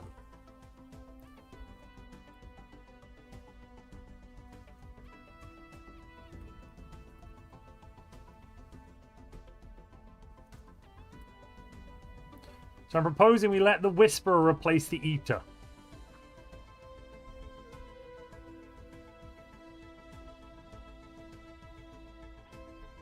Is the Whisperer less evil? I mean, I think so. The Whisperer is more... This one's inherently just straight up about killing people and planets, right? This one's just about killing. The Whisperer is more about whispering. I don't know. It's about power, I suppose.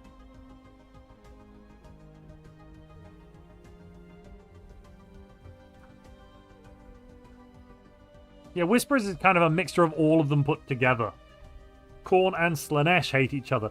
Wait a minute. No. Khorne and Zeech hate each other. Slaanesh and Nurgle hate each other, don't they? No. Am I getting myself confused? But also, this is different because we don't have the... We don't know if the Eater of Worlds will go. It says here that we will choose the domain of a major patron to replace with the Whisperer of the in the Void. And if that's not the case, I'll just roll it back. Yeah, the Whisper would be less about eating and more like desire, cradling souls, and composing strands. Killing gods is even... We're not killing a god. We're just letting one god move out and move another god's home a lot. I mean, this isn't even... These are presences in a domain. Like, there's no personal property in the Shroud, for God's sake.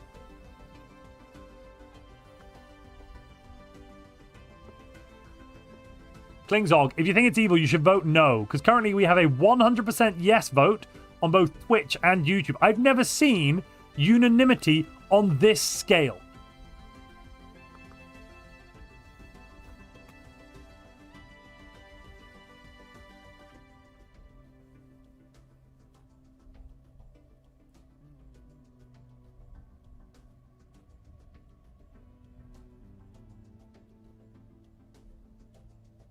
I thought, remembering my 40k lore, which is a bit different, I thought, well, isn't it Khorne and Slanesh that are aligned? Or is it Khorne and Nurgle that are close?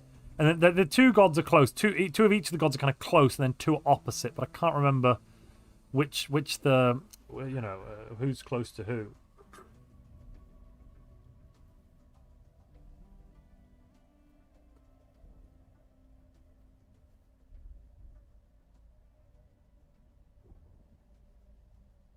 Khorne's primary rival is Slanesh. He fundamentally despises each for their opposing philosophies on warfare.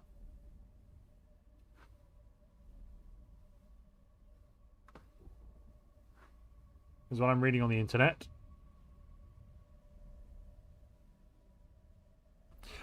I'm not making a covenant with any of them. Oh, we already can't form a covenant. So, you know, it's... Oh, we finally have some no votes. Let's end the poll there. Okay, we're going to try and let them in. I'm going to take a save. Because basically, if they replace the Instrument of Desire, that's not the intention. And we're going to... That might actually... Like, the Instrument of Desire doesn't seem so terrible. Let them in. Okay, yeah. Absorb the Eater of Worlds. We must prepare to defend ourselves. Osfola 1 has turned into a shrouded world? Oh, okay. Cool.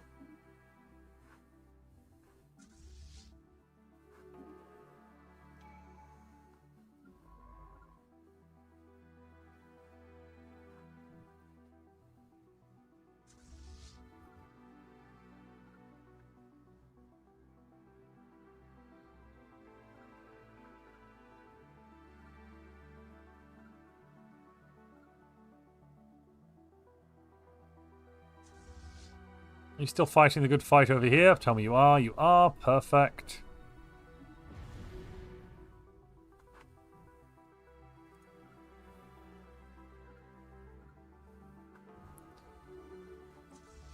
And how goes the day elsewhere? Ah, yes. Good, good.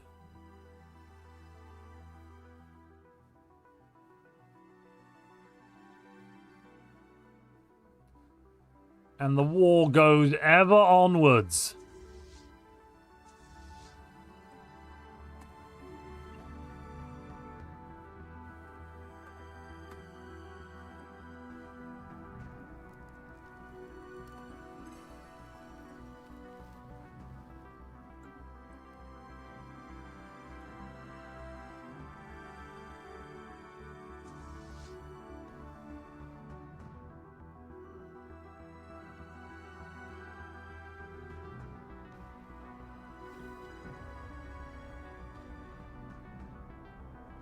We've destroyed the Grand Archive of the Ralaketh entity. That wasn't entirely intentional, but... Ah, well.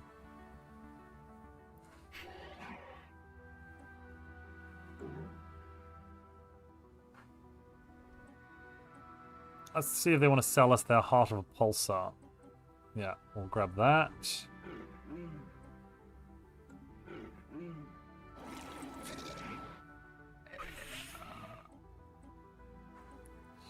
Flag of the Jabu. Anyone else got anything for me? Oh, beautiful.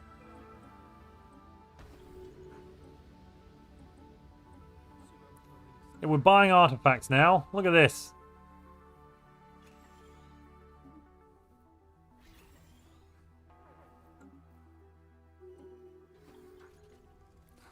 And we should now be able to... Oh, they killed the curators, didn't they? Ah, but we can still speak to them. Lol.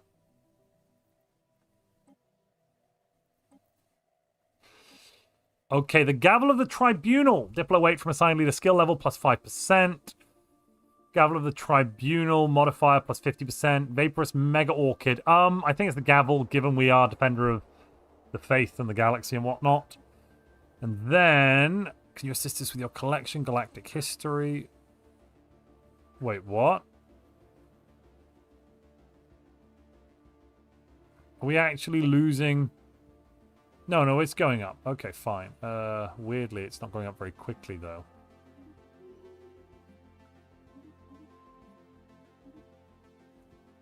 Perfect.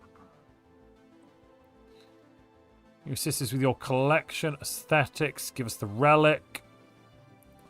Propaganda sphere. Preservation. Oh, propaganda sphere. Yeah, we'll just take the unity from soldiers. Why not?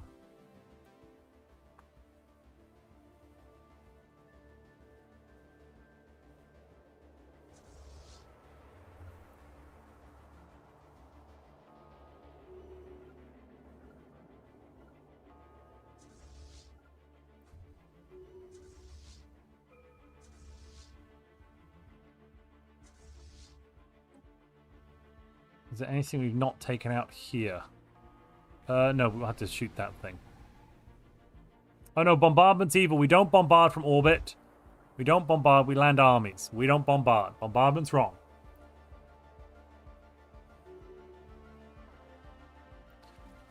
Look at this though, we're getting some proper relics there.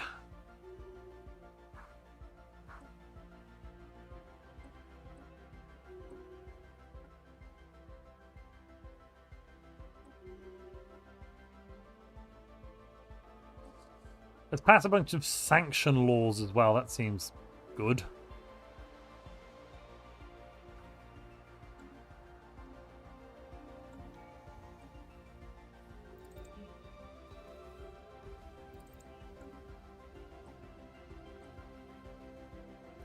Does anyone remember what our crisis was set to in the first stream? Because I can't recall. I don't remember if we set it to 10 times, or 2 times, or 25 times, or what. And I'm a bit concerned. We don't bombard. Bombarding is wrong.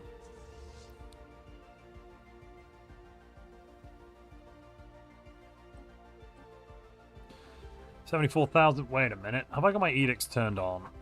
Some of them. All of them. Good. Good. Let's also grab Will to Power. Nomadic Renaissance. Scientific Revolution. Omnifarious Acquisition. Sounds good. And Hearts and Minds.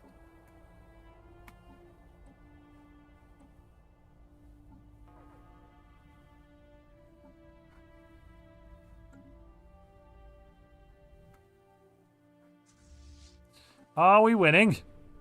Ooh, maybe we're not winning. Oh, go on, win. You've got throw launchers. You can't lose. Oh, good, you're not losing.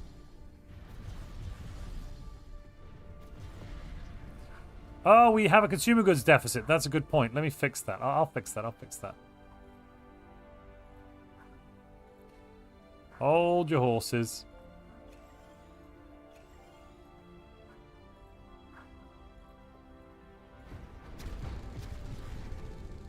And actually, a good thing to do right now would be to build another arc ship somewhere. Here will do. Now, that's not a good safe, but here's the safe spot for arc ships. Yes, cool. Right, let's get another civilian arc ship, which we will make into a consumer goods planet. We'll fix this.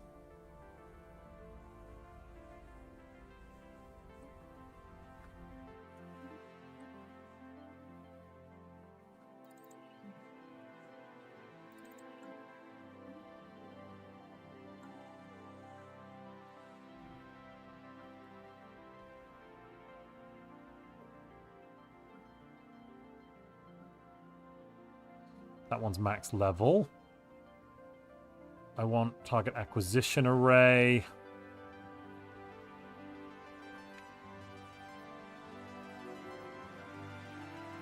Do I have max movement speed? I do.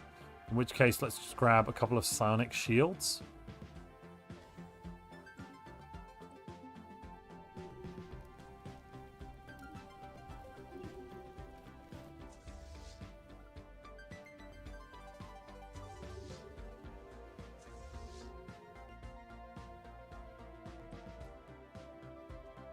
I have to build an army, aren't I? Okay.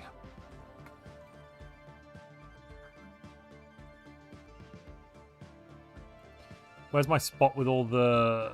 Is it that one? Yes, it is. Okay, assault armies. What's my best type of assault army? Let's build some robot assault armies. Yeah, and then we'll build a clone good guy. No. We'll just build regular assault armies because clone armies might be viewed as immoral. We'll recruit some good guys.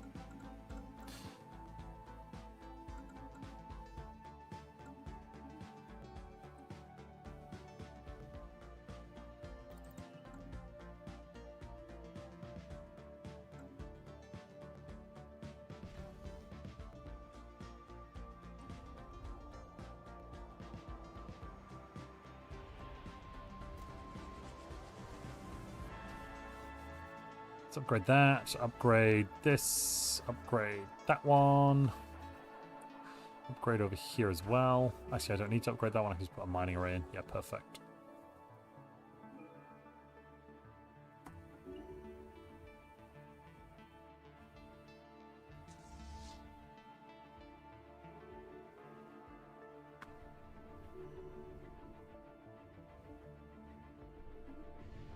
Let's get expertise computing.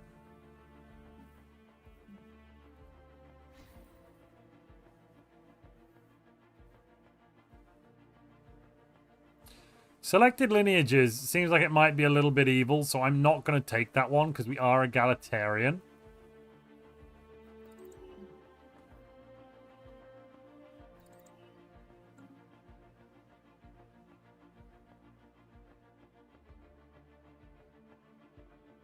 No, we haven't restarted since 9 days ago. No, what I can see is that you put the crisis strength to 25 times. Okay, cool. Can non-Gestalt machines become psionic? Yes, absolutely. Any empire now can become psionic, basically.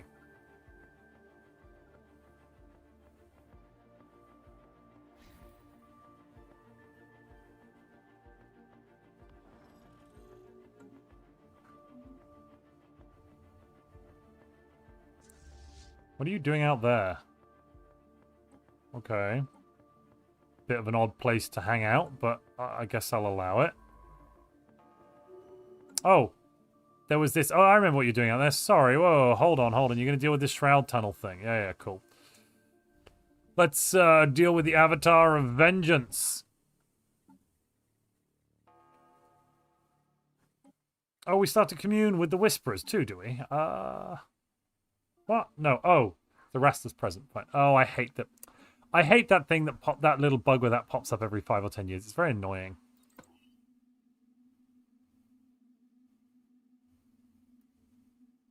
You can't tell if this is a walk in the park or if it's a challenge. I don't know how we're going to deal with this 25 times crisis when it comes.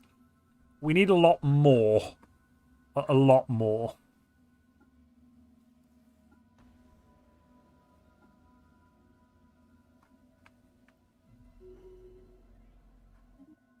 What does Black River do? 25% sublight speed. Ooh, nice. And we're finally making Zro. Like, it's taken long enough.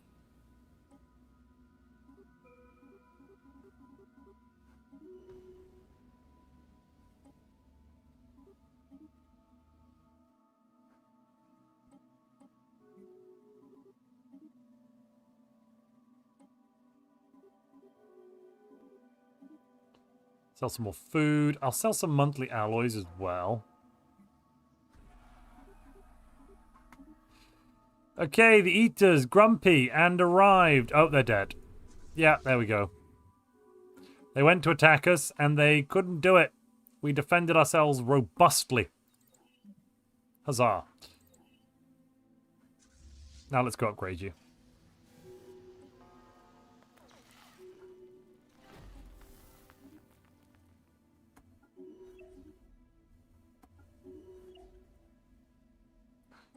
Are up? Is anyone winning this war for us? No, we're gonna have to win it ourselves, are we? Oh, God's sake, right, okay.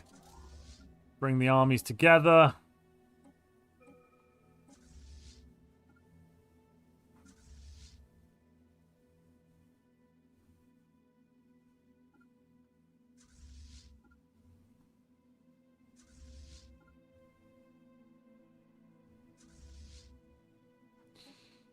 Jump on you there. You jump there, move here, perfect.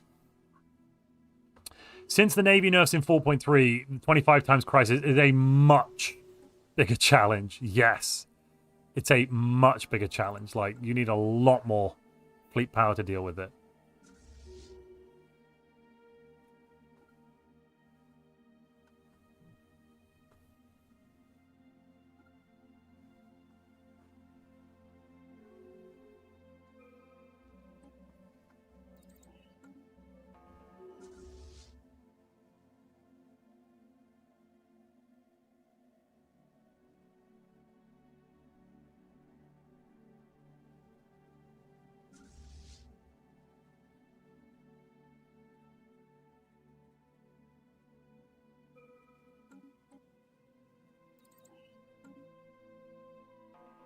No packs, no communion in the warp. Yeah, we're not doing any of that. We are kind of being the good guys. You know, we're not doing too badly.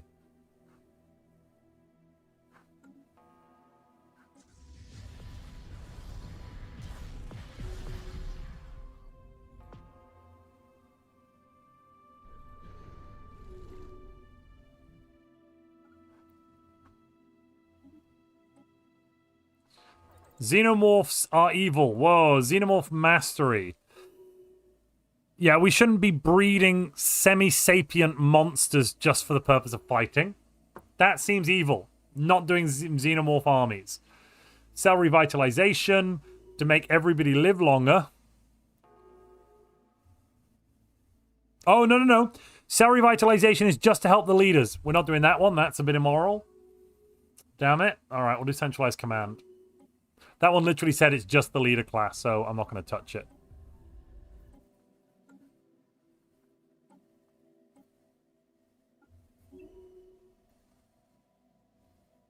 So much evil red up there. Yeah, I know. I'm trying to deal with it. I can actually fix some of it instantly. Where's this? This goes there.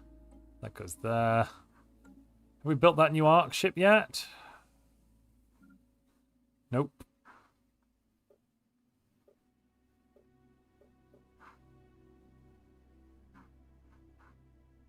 Oh, yes, we have. Sorry, here it is.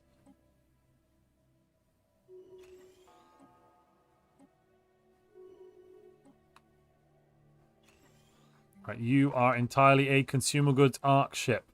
You make, but you pass the butter.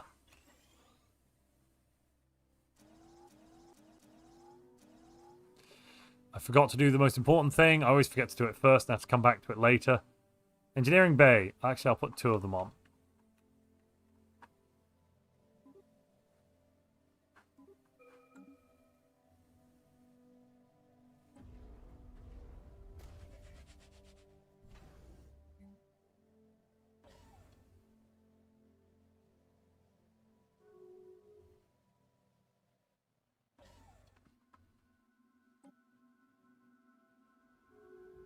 Turn away. Don't look at it.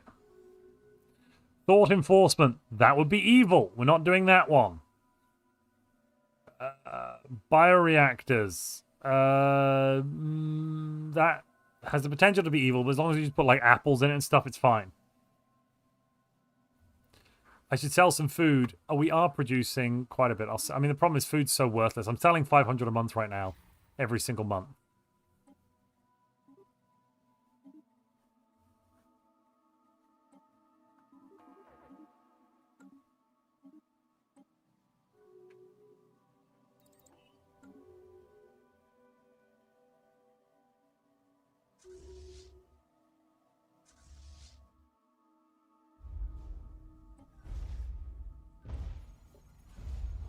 We got a garrison of 4,000. Oh, jeez. Okay.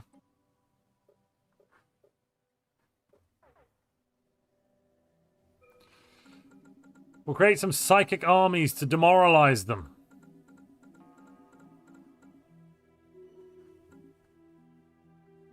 I miss the army builder. I really miss the army builder with Nomads.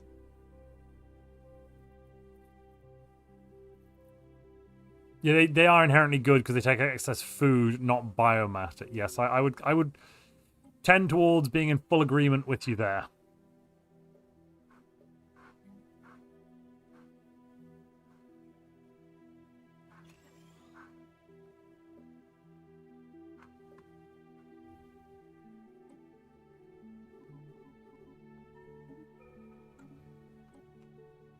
I'm very confused why the consumer goods keeps fluctuating so much, though.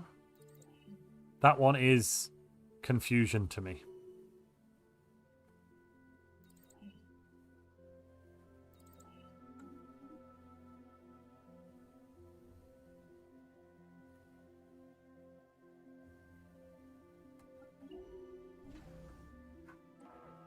What are we doing in Galcom right now? Nothing, but we're about to vote on greater than ourselves. Perfect. This is going to ban slavery. Chattel, livestock, not all slavery, but chattel, livestock, and grid amalgamation we banned. Basic subsistence and stratified economy will be banned as well. Ladies and gentlemen, we are saving this galaxy one way or another. Oh, god damn it. This fella became blacklight blinded.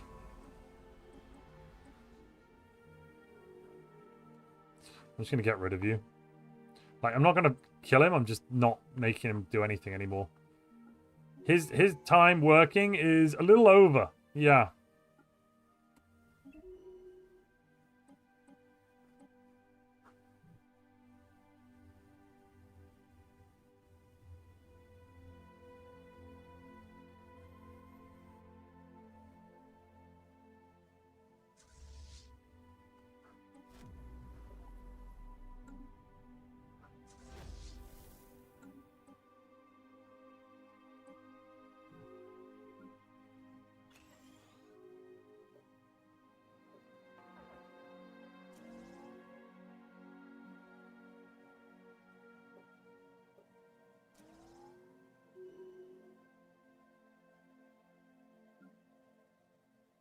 Okay, cool. We've got this one up and running. Let's throw an ancient refinery on it. For now, just that. And then build some more.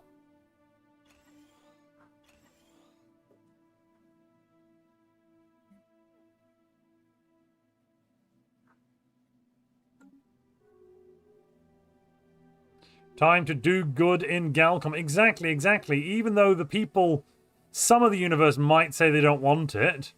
Like Dr. Dictator's Cyber Corporation, post-apocalyptic, mining guild, experimental sentencing. What the hell is this? Yeesh.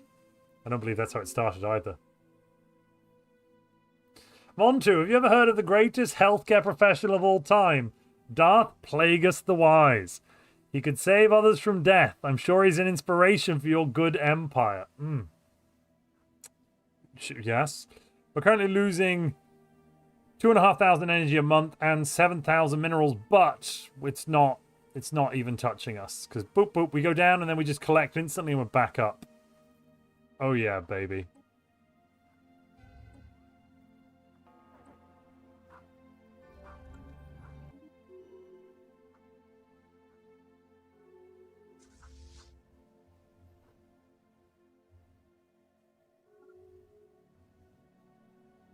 But we've maxed out on alloys.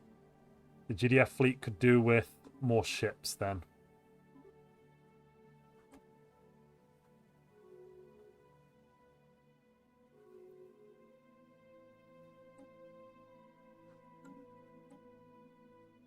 Oh, they've managed to go onto the wrong combat computers. I'll have to fix that later. I really, really want them on the ones that won't get blown up as soon as the contingency arrive or not. Where are my way stations? Okay, so my way stations are kind of here within my neighbors, allies space. They're all within my allies space, actually. Not neighbors, allies. We've also got a bunch over here in my... Technically, it's a vassal, but, you know. We don't need to talk about that. They've taken experimental sentencing. For God's sake, this is punishment, okay?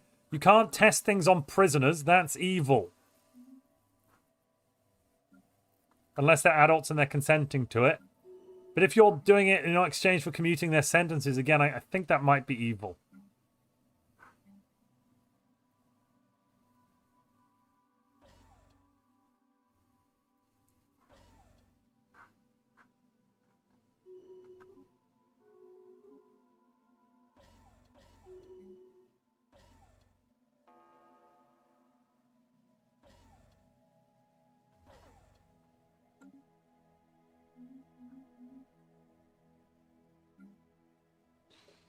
How much of a bonus are we getting? 400%. Oh my goodness. So at the moment... Yeah, that's a lot of damage. That's a lot of damage. Yep. Perfect.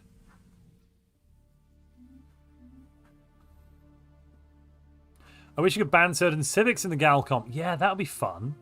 That'd be really cool, actually, if we could ban certain civics. Only the bad ones, right? Right?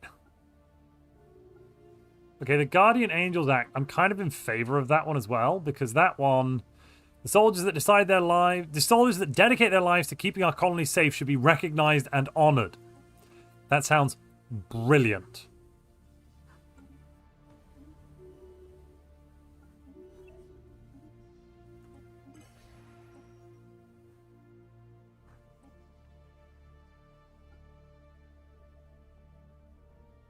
We now have the Greater Than Ourselves Edict. I'm going to turn that one on just to make everyone move around a little faster.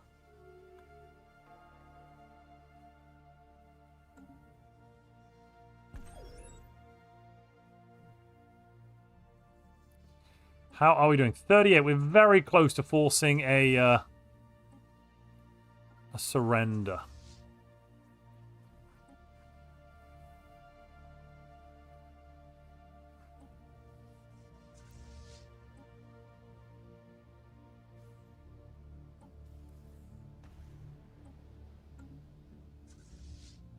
Let's send some fleets home to upgrade, maybe? Yeah, perfect idea. And I'm also going to grab more GDF fleet stuff. No, whoa. Not 90. Jeez Louise, calm yourself. No. Is control 100? Oh, yeah, it is. Can't believe I forgot that.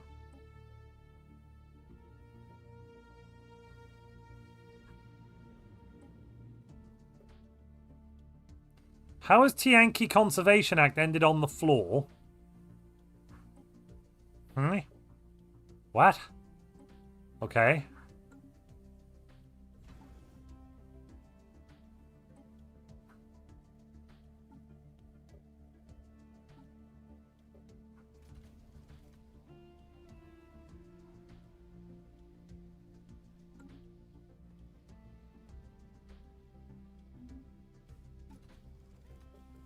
Also, it's very annoying that for some reason my precursor, the Voltaeum, have simply not done any precursoring. And for whatever reason, I can't even discover precursor insight. Probably because the Voltaeum have already been uncovered, maybe, but still annoyed.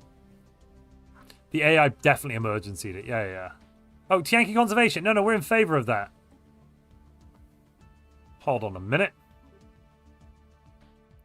Yeah, we'll call some votes in at the end. Why are they against Tianqi Conservation? We're 100% in favor of that. And the Non-Interference Act.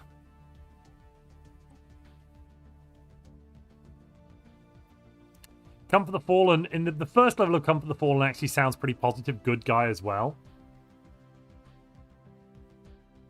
Oh, I never answered your question, Dig Dug. So, good time to build way stations. After you've got your second arc ship up and running, go ham with way stations. Before that, don't do that. Don't do it before that.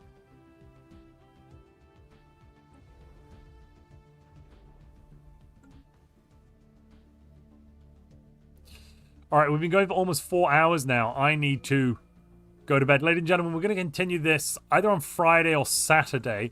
Probably not Saturday, because it is the 250th celebration of the American independence. Excuse me, I want to say. Sorry, my body viscerally rejected saying those words out loud. Apologies. But Probably not on Saturday, so maybe Friday. Can I put a Zeroni Stormcaster on an Arc ship? I'm 99% sure you can. And yes, that is a good idea. Saturday, us ungrateful colonists will be preoccupied. Friday will be best. No, I think so. It just depends when I'm available next to be live in the evening. I have to negotiate having these evenings. Because obviously I go live, TLDR, if you didn't really care, but I go live after bedtime's done. And then I go live until as late as I can manage because I have to get up at around... Well, I have to get up in the middle of the night a few times, but I generally have to get up around 6:30, 7 a.m. and then do the school run sometimes. So... well, even if I don't do the run, I still have to get up at that time because everyone's up. So basically, I have to get up in 7.5 hours-ish, 7 to 7.5 hours from now. So I do need to go to bed. But I'll be back on hopefully Friday, maybe Saturday. It depends on whether or not I'm babysitting my own children. Yeah, it doesn't count as babysitting. What's that called? Being a father? Ugh. Anyway, I swear I'm a reasonable human being. No, I am a human being, like one of you people. I love it. I've got a video coming out just after we finish this in a little moment, which is going to be... So I did something pretty cool. I took Sins of the Solar Empire 2, and I tried to play it like the Forever War, and I think I did a goddamn good job. I think that's just parenting. Exactly, Krieg. Yeah. So that video is going to come out basically as soon as I finish the live. I'm going to go click, click, click, and release that one. Otherwise, though, I've been Montu. You've all been wonderful. Thank you very much for joining me. Until next time, ladies and gentlemen, good night.